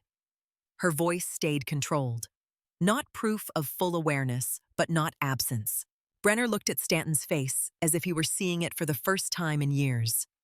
"How long?" he asked, eyes flicking to Kate. "Have you been seeing changes?" Kate kept her voice steady. 3 months. Logged. Multiple observers. Brenner's mouth tightened. He looked away first. "Get me the logs," he said. "All of them. And notify administration that transfer review needs to pause pending evaluation." Denise exhaled a breath that sounded like relief and fear mixed together. Kate sat back in the chair, her body trembling now that she was no longer holding the moment up by force. She looked down at Stanton's hand in hers. His fingers were relaxed again, not limp, not clenched as if he had done the work and needed rest. When the room finally settled, when the EEG tech began packing up and Brenner and Rao stepped into the hallway to speak in low voices, Denise stayed behind, with Kate. Denise's eyes were glossy but steady. "You broke policy," she said. Kate's throat tightened. "I did." Denise looked at Stanton, then back. "And you were right." Kate felt the words hit her like something heavy set down gently. She did not know what to say. Denise's voice dropped. "Do you understand what you just did to the story? This facility has been telling itself?" Kate looked at Stanton's face. The stillness no longer read as absence. It read as containment. "I don't know what it means," Kate said honestly. "I only know," he answered. Denise nodded once. "Then we move carefully," she said. "Because if you think policy is heavy, you have not felt insurance." As if summoned by the word, the administrator appeared on the wing less than an hour later, his suit too crisp for the smell of ventilators. He did not enter room 347. He stood in the hallway with Brenner and Rao speaking in low tones, face tight with the expression of someone recalculating risk. Kate watched from the nurse's station as Denise handed the administrator a preliminary incident report, and Brenner showed him the EEG printout. The administrator glanced at the paper like he was reading a foreign language, then looked up. His eyes swept the hall and landed on Kate for a moment, cold and measuring, before returning to Brenner. Denise came back to the station and leaned in close to Kate. "He wants to know why this was not caught earlier," Denise said. Kate's stomach turned. She said. "It was dismissed." Denise's mouth tightened. "Say that only in a room where you have witnesses," Denise replied. Kate nodded slowly. Near the end of shift, Brenner approached Kate with a folder in his hand, his face still controlled but altered by something like caution. "Your logs," he said. Kate handed over copies Denise had helped her print. Pages of notes with dates, times, stimuli, responses, observer initials. She had written them like a soldier keeps a field report because that was the only language institutions respected. Brenner flipped through them, eyes moving faster as he read. He stopped at a page Jenna had initialed. "You had other staff document," Brenner said. "Yes." He looked up. "You played a personal voicemail without authorization." "Yes." Brenner's jaw flexed. "Do not do that again, without a formal plan," he said. His voice lowered. "You got lucky that it produced response. You could have triggered distress." Kate held his gaze. "Then formalize the plan." Brenner hesitated, then nodded once. "I am," he said. "Rao is consulting. We will run structured assessments." Kate felt a flicker of relief that did not have time to settle. Brenner's next words cut it off. "Insurance is not obligated to wait," he said. Kate's chest tightened. "You told them to pause." Brenner's expression hardened. "I requested," he corrected. "They decide." Kate stared at him, then looked past him toward room 347, where Stanton lay quiet again, as if nothing had happened. Brenner followed her gaze. For a moment, his voice softened almost human. If he is emerging, he said it will be slow. Kate's hands curled into fists at her sides. Then slow is still something. Brenner nodded once, then turned away, already moving back into the machinery of the building. At sunrise, as Kate gathered her things to leave, Denise caught her arm gently. "There will be another meeting," Denise said. "Not about you this time." Kate's stomach tightened. "About him." Denise nodded. "Insurance wants documentation in a format they recognize. Timelines, thresholds, costs." Kate looked toward the hallway where the administrator had stood. "And if they do not like what they see?" Denise's eyes held Kate's. "Then they move him," she said simply. Kate walked out into the morning light with the smell of antiseptic still in her hair and Lily's voice still in her head. The parking lot was wet, the sky pale, the city waking up like nothing had shifted overnight. In her pocket, her phone buzzed once. An incoming message from an unfamiliar number. No greeting, no softness, just a subject line the way institutions speak when they are about to turn a person into a decision. Insurance review, determination, attached. Kate stared at the screen until the letters stopped looking like words and started looking like a threat she could feel in her bones. The paper under Kate's hand had begun to look like a battlefield map, lines of dates and times and measured responses. Each entry a marker planted in ground the system insisted was empty. Her wrist ached from rewriting months of notes into a format that could survive a hostile meeting. She kept her handwriting tight and plain, stripping out anything that sounded like belief, leaving only what could be verified. Dr. Rao returned to the unit before sunrise, moving through the corridor with a focus that made the night staff straighten without thinking. She stopped at the nurse's station, took one look at the stack of copies Denise had assembled, and nodded once. "Good," Rao said. Brenner stood beside her, tablet in hand, eyes tired but alert. He had the look of a man who had slept in fragments and woken up to a new set of consequences. He glanced at Kate's paperwork, then at the doors that led to administration. "They will want a plan," Brenner said. Rao's gaze stayed steady. "They will get one," she replied. Denise exhaled quietly as if she had been holding air in her lungs all night. "Insurance asked for a conference call this afternoon," she said. "Medical reviewer plus their case manager. Administration wants us in the room." Kate's stomach tightened. "Us." Denise's eyes flicked to Kate, then away. "They can't erase you from the story," she said. "So they'll try to control how you speak." Rao looked at Kate. "You will speak only when asked," she said. Her tone was not dismissive. It was protective. "You will describe observations. You will not interpret them." Kate nodded. "Understood." Rao turned to Denise. "I want the room quiet," she said. "I want scheduled sessions, not hallway improv. 4 times a day. Same structure, same commands, same measurement. I want at least 2 observers per session, one of them, not Kate." Denise hesitated. Staffing ratios were already thin, even on a good day. "We can rotate," she said carefully. "You will," Rao replied. "If insurance asks for consistency, we give them consistency." Brenner tapped his tablet screen, scrolling. "We should set control conditions," he said. "Neutral audio, random order, blind observer, when possible." Rao nodded. "Do it." Kate felt a small shift in her chest. For 3 months, she had been collecting smoke signals in the dark. Now, the signals were being put into a grid, measured with tools the institution could not ignore, without admitting it had chosen blindness. Rao glanced down the hall toward room 347. "We start now," she said. Inside the room, the light was low and clean. The ventilator's rhythm filled the space with steady mechanical breath. General Stanton lay, as he always had, eyes closed, face turned slightly toward the window, jaw set. The challenge coin rested in his right hand, his fingers curved around it in a quiet hold. Rao approached the bed like a surgeon approaches an incision. She checked pupils with a pen light, watched for reflex, measured response. She did not rush. Her calm made the room feel smaller, more focused. Kate stood at the bedside with Jenna Ortiz on the other side, and Marcus, the speech therapist, near the foot of the bed, holding a stopwatch. Denise stayed by the door, arms crossed, watching the hall through the window. Rao spoke in a clear, even cadence. General Stanton, she said. If you hear me squeeze Nurse Ortiz's hand. Jenna's eyebrows lifted slightly at being pulled into it, but she took Stanton's left hand with a careful grip. Seconds passed, nothing. Rao did not react. She waited, then shifted. General Stanton, if you hear me squeeze Nurse Sloane's hand. Kate took his right hand, the one holding the coin. Her grip was firm but gentle, her fingers positioned where she could feel small pressure changes. Nothing. Marcus glanced down at his stopwatch, then up again, trying to stay neutral. Rao leaned in closer, voice still calm. General Stanton squeezed once.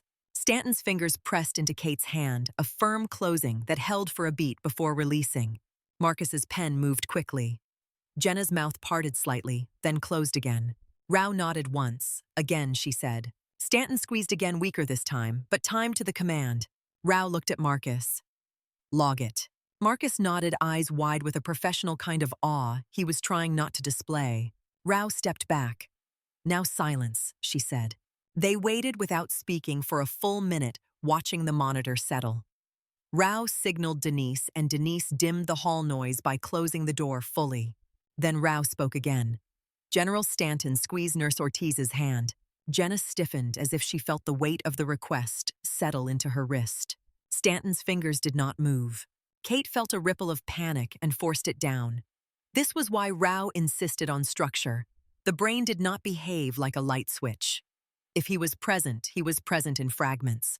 Rao stayed calm. General Stanton squeezed Nurse Sloane's hand. Stanton squeezed. Jenna stared at Kate, then at Stanton's face as if she were seeing the outline of a man behind the stillness. Her voice came out low. That's not random. Denise hissed softly from the door. Quiet, she said. Not harsh, just urgent. Rao gave a small nod. It is selective, she said quietly, more to herself than to anyone else. Voice associated. Brenner entered near the end of the session, standing behind Rao, watching without speaking. When Stanton squeezed again on command, Brenner's eyes flicked to the monitor, then to Rao's face, searching for certainty he could borrow. Rao turned toward him without losing her calm. We can show this to insurance, she said. If we keep it clean. Brenner nodded once. We will. After the session, Rao and Brenner stepped into the hall, and Denise followed. Kate stayed behind a moment, holding Stanton's hand as it relaxed again. Thank you, she whispered, then stopped herself, angry at her own softness. She replaced it with something steadier. Rest. She stepped out and found Rao at the nurse's station, already writing on a whiteboard Denise had pulled from storage. The board filled with Times commands, observer, initials, stimulus lists. It looked less like therapy and more like an operation. Rao pointed the marker at Kate. No personal devices, she said. Kate nodded. Approved audio only, Rao continued. Kate nodded again. Rao's gaze held. We will request family consent for the voicemail, she said. If it is used, it will be documented. Kate felt relief and fear collide in her chest. Will they agree? Denise answered from beside the printer. Administration will contact them, she said. Kate's hands tightened at her sides. The family had been a shadow in this story. Bringing them back into it would change everything. It could also break them. By noon, the unit's energy had shifted into something sharp. Nurses rotated through room 347 on schedule. Marcus brought standardized assessment forms and began logging auditory responses with the same seriousness he used for stroke evaluations. Alana, the respiratory therapist, adjusted vent settings with extra care, watching for signs of distress during stimulation sessions. Jenna returned twice, not because she was assigned, but because she kept finding reasons to pass the door and look in. The first time Stanton squeezed for Kate, and not for Jenna. Jenna's mouth tightened with disbelief. The second time Stanton blinked twice during Kate's voice, and Jenna took a step back, like the room had moved. I saw that, Jenna said quietly in the hallway afterward, as if admitting it out loud might summon consequences. Kate kept her voice low. Write it down. Jenna hesitated, then pulled out a pen and wrote the time on her glove cuff before she forgot. Denise watched the unit and saw what was happening. Not belief, exactly. Attention. The kind of attention that changed how staff entered a room, how they spoke in it, how they treated silence. It made Denise uneasy because attention had weight, and weight drew scrutiny. At 2 p.m., Denise gathered the core team in a small conference room near the stairwell. The blinds were drawn. The overhead light buzzed. Brenner sat at the table with Rao beside him. Marcia Caldwell sat stiffly with legal counsel and the administrator. Denise stood behind Kate like an anchor. A video screen on the wall lit up with the insurance reviewer, a man in a suit seated in a bright office that looked nothing like any hospital room. His name and title appeared in the corner: Dr. Leonard Haynes, medical review specialist. His expression was polite and closed. "Thank you for joining," Haynes said. "We have reviewed the submitted incident report and preliminary notes." Brenner spoke first. "We have documented repeatable command responses and stimulus-associated EEG modulation," he said. Haynes nodded slowly as if he had heard the phrase before and filed it under interesting but not billable. "We acknowledge the reported changes," he said. "The patient has a long documented history of non-responsive status. A single event does not establish medical necessity for continued specialized care at this cost level." Rao leaned forward. "It is not a single event," she said. "It is repeated. It is structured. It is being logged with multiple observers." Haynes's eyes flicked to Rao's name tag on the table. "Dr. Rao, he said your interpretation is noted, but current documentation does not meet thresholds for meaningful functional improvement. Insurance requires evidence of potential for significant recovery, not isolated responsiveness." Kate felt heat rise in her face. She kept it down. Brenner's voice stayed controlled. "Neurological recovery does not begin with walking," he said. "It begins with command response, attention, consistency." Haynes offered a small smile that did not reach his eyes. "Doctor, we respect your clinical expertise," he said. "We also operate within policy." Marcia cleared her throat, stepping in with administrative calm. "We are requesting a temporary pause on transfer to complete structured assessment," she said. "We have a consulting neurologist on site. We can provide daily reports." Haynes leaned back slightly. "A pause is not guaranteed," he said. "Transfer is approved based on current classification." Rao's gaze sharpened. "You are moving a patient while evidence suggests presence," she said, voice steady. "If he is minimally conscious, disruption is harmful." Haynes blinked. "Minimally conscious is a diagnosis that requires formal evaluation," he replied. Brenner nodded once. "Then allow us to perform it," he said. Haynes's smile returned thin and professional. "Provide a defined evaluation period with measurable endpoints," he said. "Provide projected costs. Provide family involvement status. Then we will consider a short extension." The administrator leaned toward his microphone. "Define short," he said. Haynes looked down as if reading from a script. 30 days, he said. Daily documentation. Weekly physician summary. If no substantial functional improvement, transfer proceeds. Kate's chest tightened. 30 days was not generous. It was a leash. It was also time. Marcia nodded once. "We accept," she said. Legal counsel typed something on her laptop, eyes cold and fast. Haynes continued. "Substantial means communication beyond reflexive movement. It means consistent volitional response. If you claim cognition, demonstrate it." Rao's voice stayed calm. "We will," she said. The screen went dark as the call ended. For a moment, nobody spoke. Then the administrator stood. 30 days, he said, as if saying it out loud made it a contract with the universe. "We document everything. We do not deviate. We do not create liability." His eyes shifted to Kate. "Nurse Sloan, you will not be alone. This room, you will not improvise. You will follow the plan." Kate held his gaze. "Yes," she said, voice even. When the room emptied, Rao stayed behind with Brenner and Denise and Kate. Rao picked up the marker again and wrote dates on the whiteboard, filling the month with blocks of sessions. Morning auditory, midday tactile, afternoon combined, evening command response, and rest period. Denise's eyes scanned the schedule. "We will need staffing support." Rao nodded. "You will borrow it," she said. "If administration wants a miracle, they can pay for hands." Brenner rubbed his forehead. We should bring in an external rehabilitation consult, he said. Physical medicine, speech, occupational. Rao glanced at Marcus, who had lingered in the doorway. You, she said, start building a communication baseline. Yes and no, but only if we can confirm consistency. Marcus nodded quickly. I can do that, he said. Rao looked at Kate. And you, she said, you are the constant stimulus. That is useful and dangerous. We will reduce dependency. Other voices will be trained.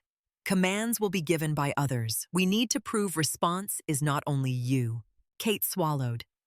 He responds more to my voice, she said, careful not to sound proprietary. Rao nodded. That may be true, she said. But insurance will call it caregiver queuing. We remove that argument. The next days blurred into a rhythm that felt like controlled pressure. Room 347 became a quiet center of gravity on the wing. Not loud, not dramatic, just scheduled, watched, measured. In the mornings, Marcus played approved audio in a randomized order, neutral, first familiar, second, then neutral again. He kept volume constant. He recorded heart rate, respiratory rhythm, pupil response. He asked simple commands in the same phrasing each time, then waited stopwatch in hand, logging latency and duration. Kate watched and learned to sit on her own nerves. She resisted the urge to fill silence with pleading. She used the same tone every time. Calm, clear, unemotional. General Stanton, she would say. Squeeze my hand once. Sometimes he did. Sometimes he did not. When he did, it was never explosive. It was a small pressure that arrived with intent, held then released. That release mattered as much as the squeeze. Reflex spasms did not release on command. In tactile sessions, Jenna and Alana introduced textures into Stanton's palms, coarse fabric, smooth silicone, cool metal. They documented micro changes in grip, in finger curl, in skin conductance. Jenna's skepticism began to crack into something else. Not hope, more like respect for the fact that the room might contain more than maintenance. One afternoon, Jenna stood by the bed and spoke in a steady voice, copying Kate's cadence. General Stanton, she said. If you hear me squeeze, nothing. Jenna's jaw tightened. She glanced at Kate as if daring the room to make her look foolish. Kate stayed neutral. She did not step in. Rao watched from the corner, arms crossed expression, unreadable.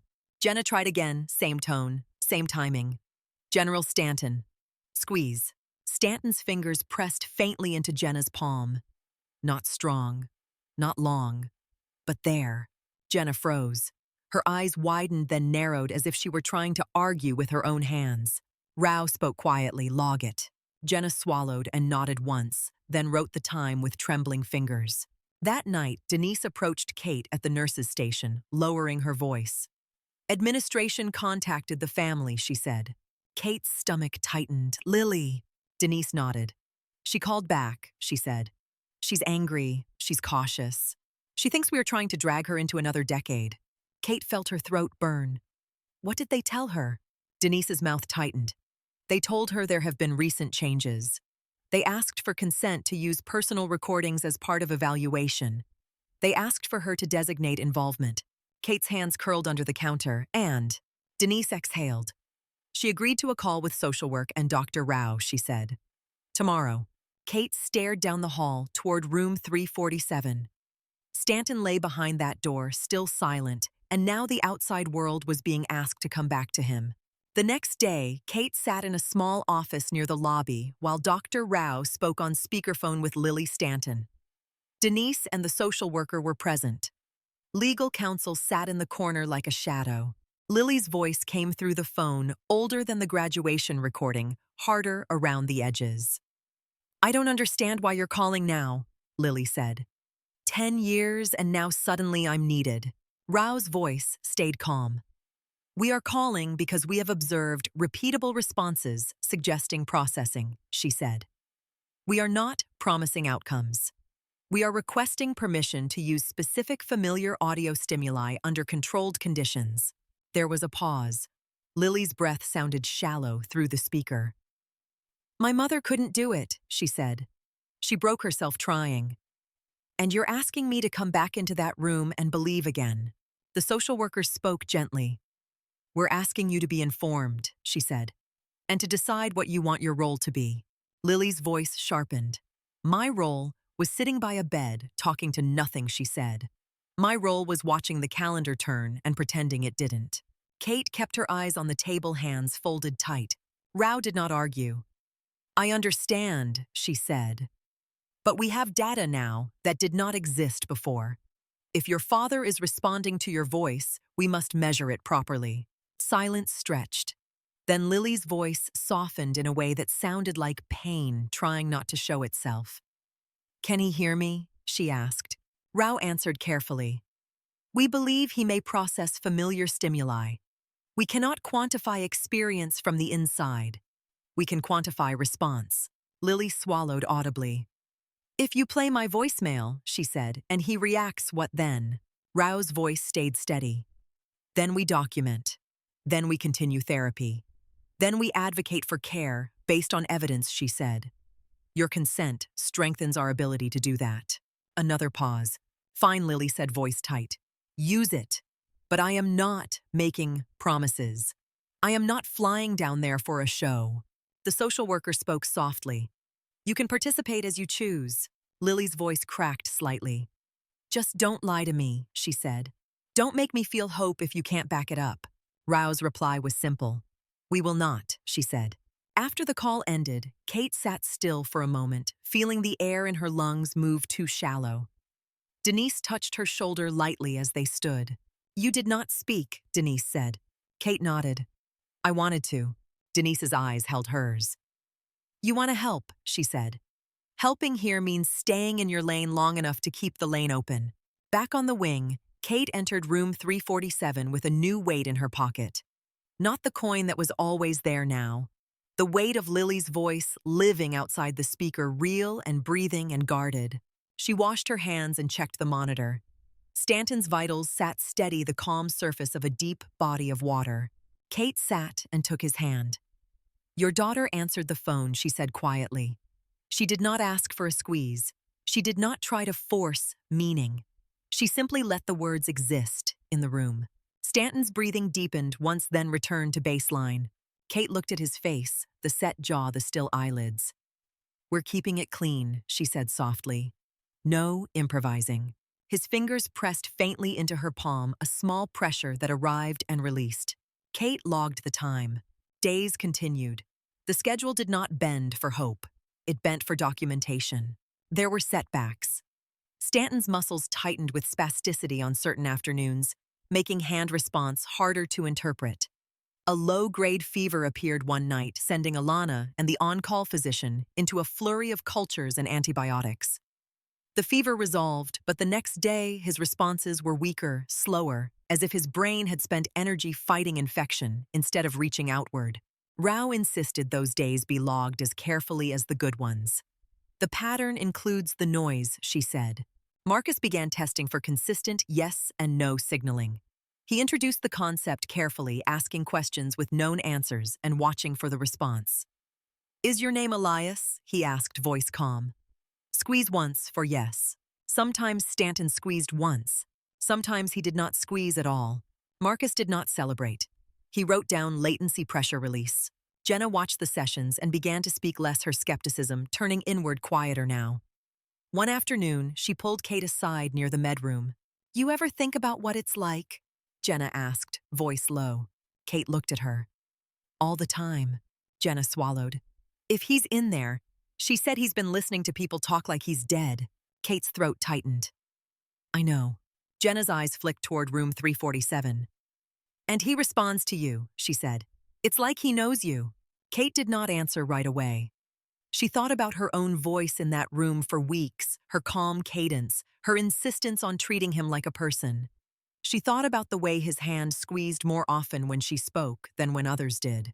"It could be familiarity," Kate said carefully, "or timing." Jenna's gaze sharpened. "Or he trusts you," she said. Kate looked away because the word trust felt too personal, too dangerous.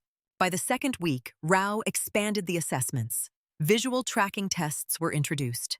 A pen light moved slowly across Stanton's visual field while observers watched for purposeful pursuit.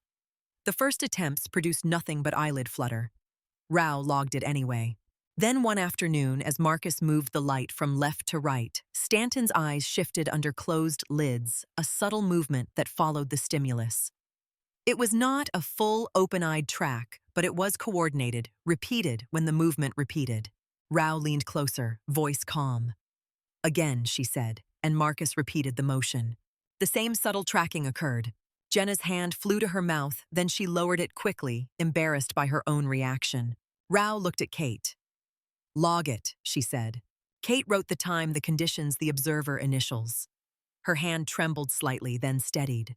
Another day, during an evening session, Marcus played Lily's voicemail as part of the approved stimuli set. This time, the order was randomized neutral audio before and after. As Lily's voice filled the room, Stanton's heart rate rose and held. His breathing deepened. A tear formed again at the corner of his eye, slow and clean, tracing the same path down his temple. Kate did not wipe it away. She did not reach for his face. She watched it fall, and she wrote it down. Rao, standing in the corner, said nothing, but her eyes stayed fixed on Stanton's face until the audio ended. Afterward, Brenner pulled Rao into the hall. Kate could not hear the words, but she saw the shape of the conversation. Brenner's frustration. Rao's calm. Denise hovering close enough to catch any decision that might affect staffing. When Brenner returned, he spoke to Kate at the nurse's station. His voice stayed low. "We have enough to submit an interim report," he said. Kate looked up.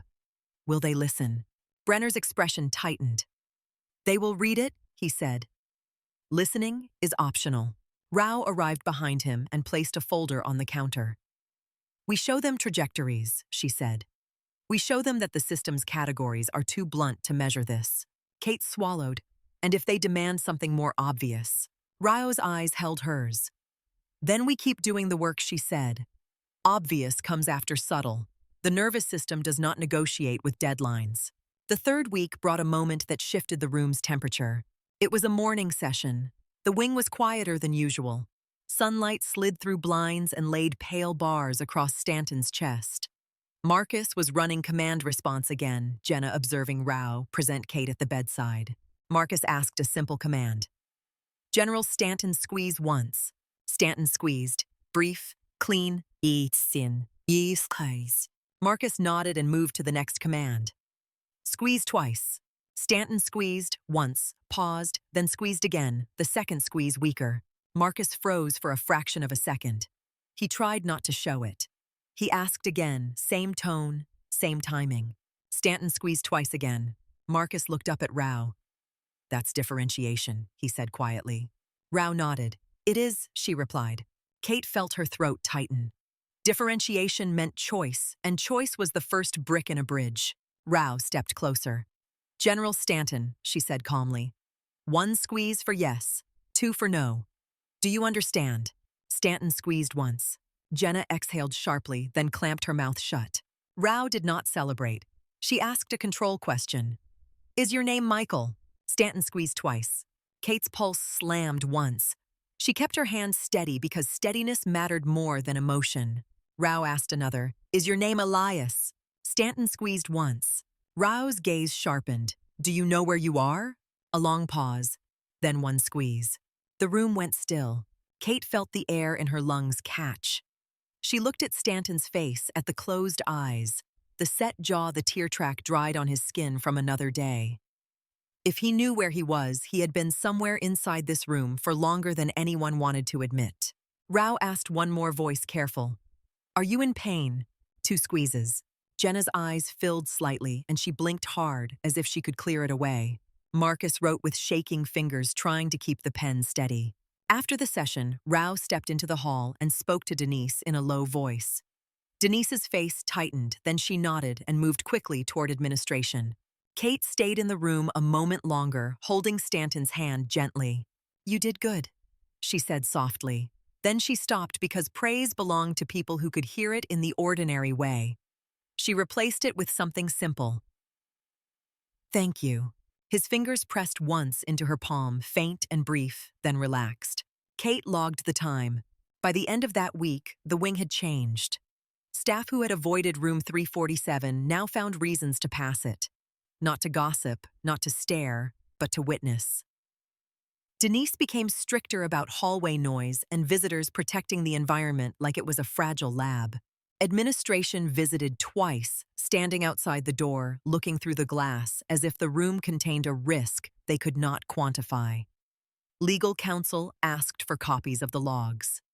Brenner began writing physician summaries with language that balanced caution and urgency.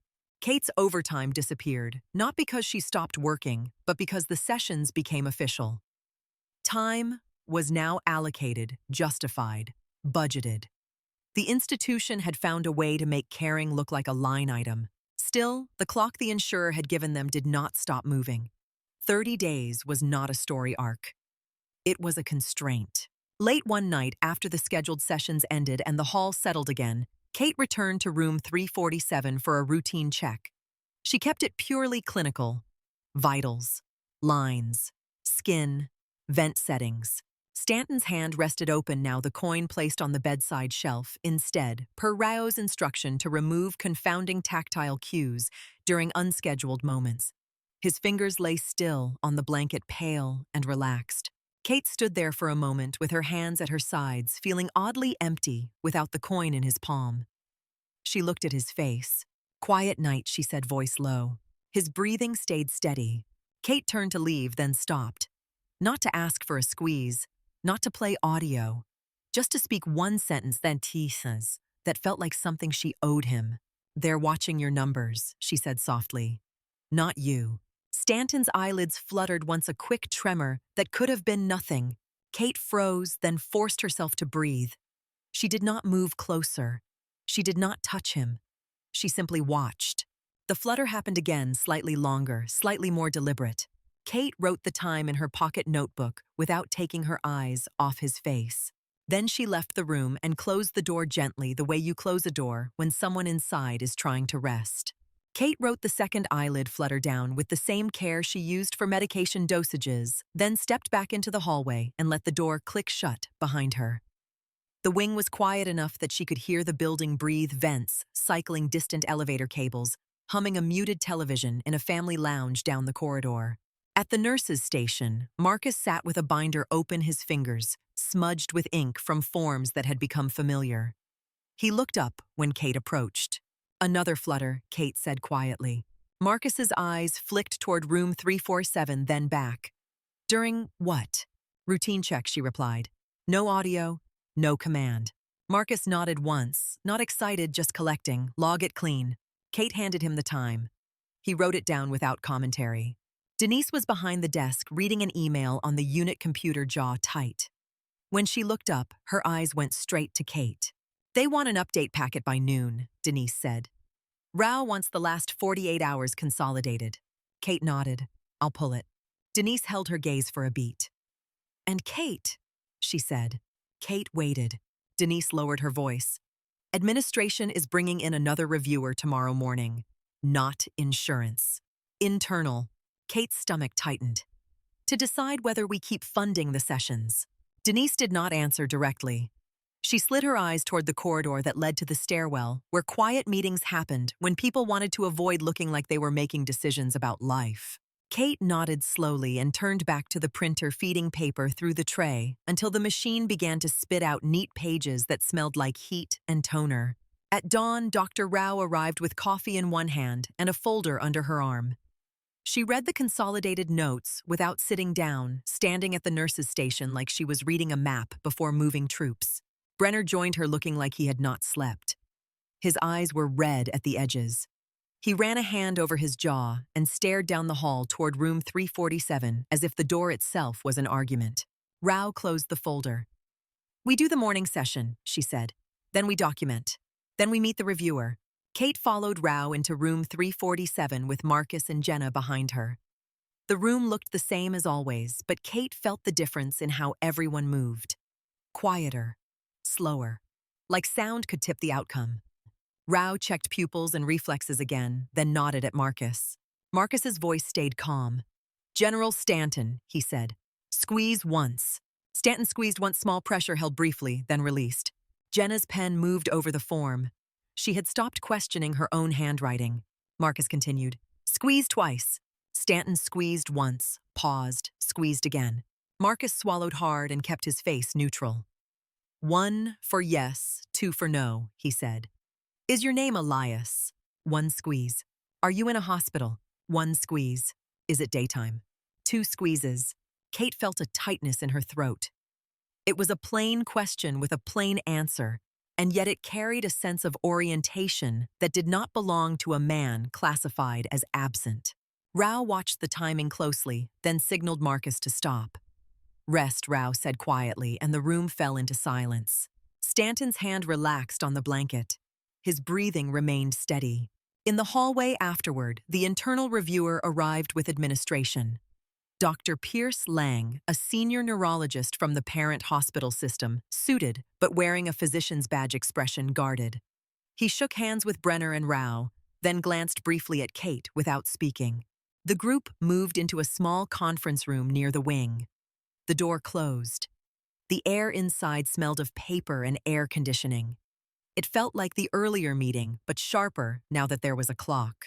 Lang opened a tablet and looked at Brenner. I've reviewed the submitted notes, he said. I want to see it in person. Rao nodded. You will, she said. Lang's gaze shifted to the administrator. We have 30 days, he said, voice flat. Insurance expects functional milestones. The administrator's tone stayed smooth. We need to justify ongoing expense. Rao's eyes narrowed slightly. Justify treatment, she corrected. Lang raised a hand. In the room, he said. Now. Back in room 347, the atmosphere changed the moment Lang stepped inside. He had the posture of a man used to being the final voice in an argument. He approached the bed, studied Stanton's face, then looked at the monitor with a clinical indifference that made Kate's teeth clench. Lang leaned in near Stanton's ear. General Stanton, he said. If you hear me, squeeze my hand. He took Stanton's left hand firmly. Nothing. Lang waited, then looked up at Brenner. Latency is long, he said. Brenner's jaw tightened. We see best response with consistent cadence and familiar voice. Lang's gaze slid toward Kate. The nurse, he said, not a question. Rao stepped in. We are reducing dependence, she said. Others have elicited response. Lang released Stanton's hand and took a step back. Show me, he said. Jenna approached and took Stanton's hand again. Her voice was steady, less skeptical now, more careful. General Stanton, she said. Squeeze my hand once. A long pause. Kate felt her own pulse in her fingertips. Then Stanton squeezed once, faint but timed. Jenna exhaled quietly and logged the time on the form without looking at anyone. Lang watched the hand, then asked, again. Jenna repeated the command. Stanton squeezed again, slightly stronger. Lang's eyes narrowed. He leaned closer, voice low. Squeeze twice. Stanton squeezed once, paused, then squeezed again. Lang held still for a moment, then stepped to the right side of the bed, studying Stanton's face, as if he expected it to confess. Pen light, he said. Rao handed him a light. Lang checked pupil response. Then he stood at the foot of the bed and looked at Rao. This is volitional, Lang said finally, voice tight with reluctant respect. Not robust, but structured. The administrator's shoulders loosened slightly, as if he had been waiting for permission to breathe. Rao did not let the relief become softness. Then we keep the plan, she said. Lang glanced at the chart at the foot of the bed. Classification needs revision, he said. At minimum, reevaluation for minimally conscious state. Brenner's jaw flexed. Insurance will demand more. Lang looked at him. Then document more, he said like it was that simple. When the group left, the wing felt charged. Nurses moved in quieter patterns. Conversations stayed low. Denise began enforcing a strict no-noise policy near 347 with a firmness that made even the loudest aides apologize. That evening, after the scheduled sessions, Kate walked into room 347 for her last routine check of the shift. The light was dim. The monitor glowed soft green. Stanton lay still, his hands resting open now, coin on the shelf per protocol. Kate checked his lines, adjusted his blanket, and stood for a moment looking at his face. The set jaw, the closed eyes. the faint lines at the corners that suggested a man who had spent decades squinting into sun and dust. "You did good today," she said quietly, then stopped. She replaced the words with something simpler. Rest. She finished her charting and handed off report to the incoming nurse with careful, clinical language that kept everything clean. She walked out into the humid Wilmington night and drove home with her hands steady on the wheel. Sleep came in shallow layers. At 2:31 a.m., her phone rang. Kate's eyes snapped open. For a split second, she did not know where she was. Then she saw the dark ceiling of her apartment and the glow of her phone. Denise's name on the screen. Kate answered instantly. "What happened?" Denise's voice was sharp, controlled, stripped of sleep. "Get back here." Kate sat up so fast her head spun. "Is he crashing?" Denise exhaled once. "No," she said. "Just get here." Kate did not ask again. She threw on clothes, grabbed her keys, and drove through empty streets with the red lights reflecting off wet pavement. Her hands were steady, but her chest felt like it was trying to outrun her body. When she ran into the facility, the night coordinator met her at the door, eyes wide. "Room 347, the coordinator said. Kate's shoes squeaked on tile as she moved down the corridor past sleeping rooms, past a dim nurse's station, past the soft hum of machines. Denise stood outside room 347 with her arms crossed tight over her chest, face pale. When she saw Kate, she did not speak. She simply opened the door and stepped aside. Kate entered. The room was lit only by monitor glow and a small lamp near the desk. The ventilator whispered. The air smelled the same. Stanton's eyes were open. Not a flutter under lids. Not a tremor. Fully open, focused in a way that made Kate's breath catch hard. His gaze moved slowly across the room, then stopped on her. The look was not blank. It carried confusion and presence, and a kind of exhaustion that made Kate's throat tighten. Kate stepped closer, as if she was approaching an animal that might bolt. Her voice came out low. "General Stanton." His eyes stayed on her. He blinked once, slow and deliberate. Kate reached for his hand without thinking, then stopped herself, remembering protocol, remembering clean evidence, remembering the way people could use anything against this. She took his hand anyway because her body refused to stand there like a stranger. His fingers curled weakly around hers. Denise stood near the door, hand pressed to her mouth, eyes bright. Kate leaned in. "Can you hear me?" she asked. Stanton blinked once, slow. Kate's chest tightened. She turned and hit the call button hard enough to leave a white imprint on the plastic. "Neurology," she said into the intercom, voice shaking. Room 347. The hallway filled with running footsteps within minutes. The night coordinator arrived first, then 2 nurses, then Alana, the respiratory therapist, then a physician from the on-call team. Dr. Rao came in scrubs thrown over street clothes, hair pulled back too fast, face fully awake. Brenner arrived behind her coat, open eyes wide with a look Kate had never seen on him. Everyone stopped at the threshold when they saw Stanton's open eyes. Rao approached slowly as if sudden movement might break the moment. She leaned close. "General Stanton," she said softly, "can you hear me?" Stanton's gaze found her. He blinked once. Rao's face tightened. Not disbelief focus. She checked pupils. She checked reflexes. She called for vitals. She asked for a repeat EEG. The room became a controlled storm. Stanton's heart rate climbed and settled, like his body was remembering how to react to being awake. A tear formed at the corner of his eye, then another sliding down his cheek in quiet tracks. Kate felt her own eyes burn and forced herself to stay steady. She held his hand with a firm, gentle grip. "You're safe," she said quietly. The words not dramatic, just needed. Stanton's lips moved. No sound came out, but the movement had intent like language trying to find the right door. Rao's voice stayed calm. "Do not push," she murmured to the staff. "Let him breathe. Let him orient." Brenner stood at the foot of the bed, staring at Stanton's face, as if the years of certainty were rearranging themselves behind his eyes.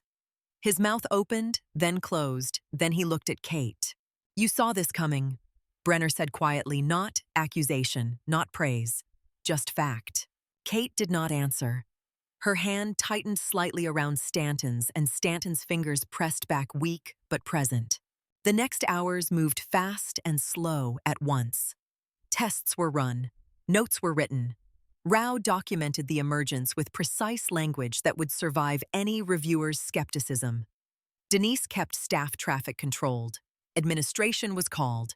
Insurance was notified.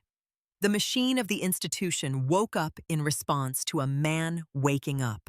At dawn, Stanton's eyes were still open, though heavy with fatigue. Rao checked him again and spoke in calm, clear sentences. "General Stanton, I am Dr. Rao," she said. "You are in Wilmington. You are in a hospital. You are safe." Stanton blinked once.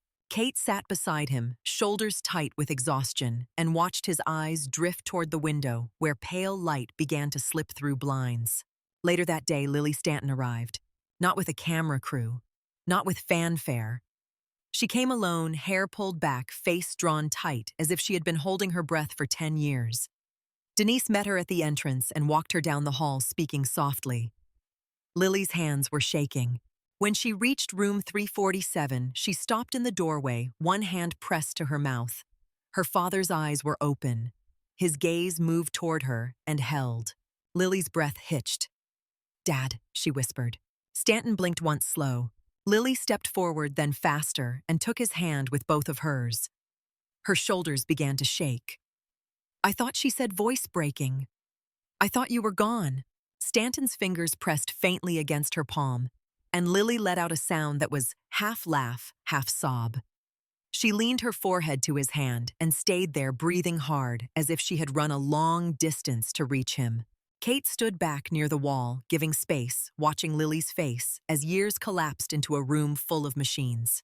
Claire came 2 days later. She arrived with a quiet posture and eyes that looked older than Kate expected. She stood near the bed for a long time without speaking. Stanton's gaze moved to her and held, and something softened in his eyes that Kate could not name. Claire reached out and touched his hand carefully, as if she was afraid he would vanish. Tears slid down her face. She did not apologize loudly. She did not explain. She simply held his hand, and for a moment the room felt quiet in a way that had nothing to do with machines.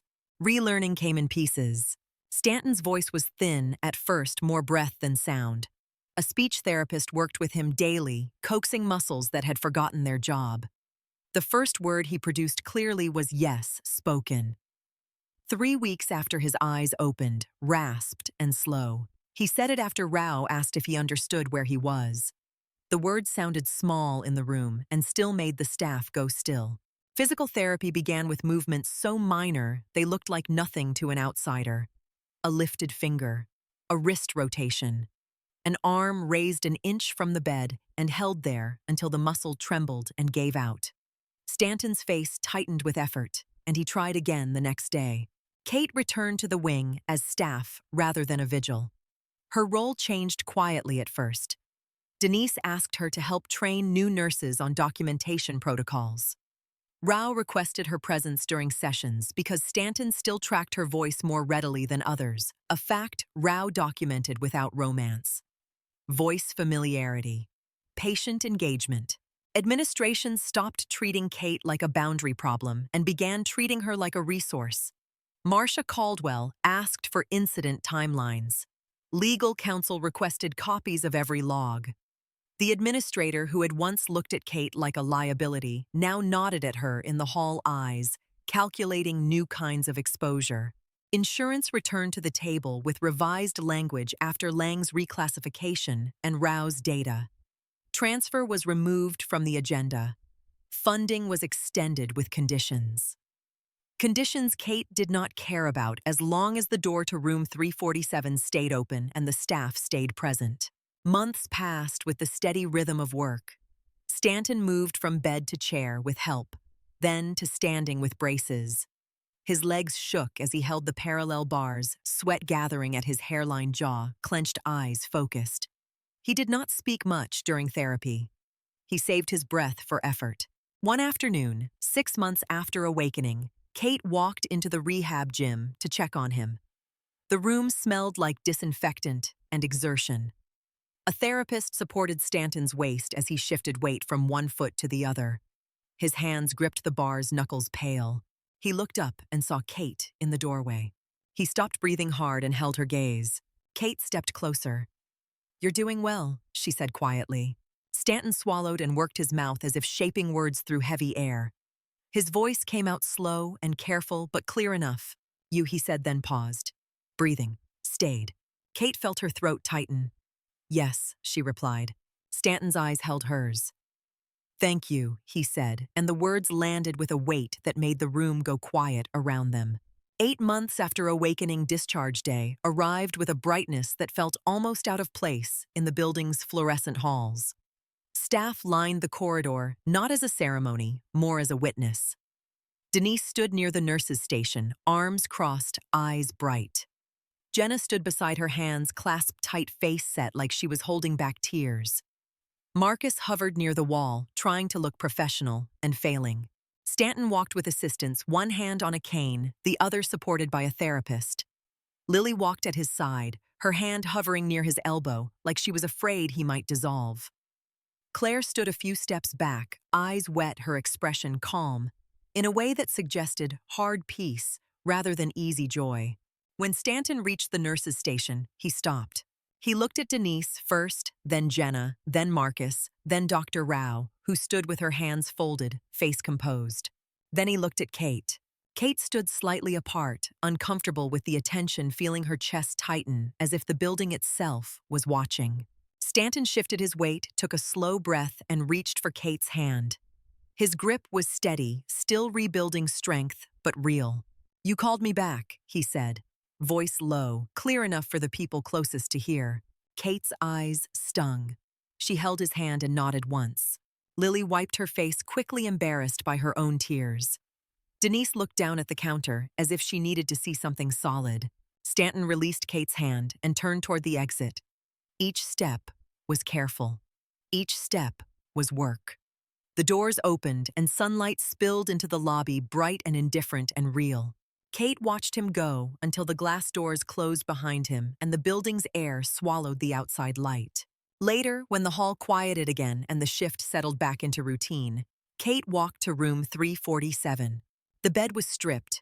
The monitors were silent. The space looked smaller without the machines and the steady breath. Kate stood in the doorway for a long moment. She did not speak a lesson into the air. She did not make it sacred. She simply looked at the empty room and felt the imprint of a hand squeeze in her own palm, as if her skin remembered what the chart had once refused to admit. Then she turned and walked back down the hall, where the next room's door was already waiting.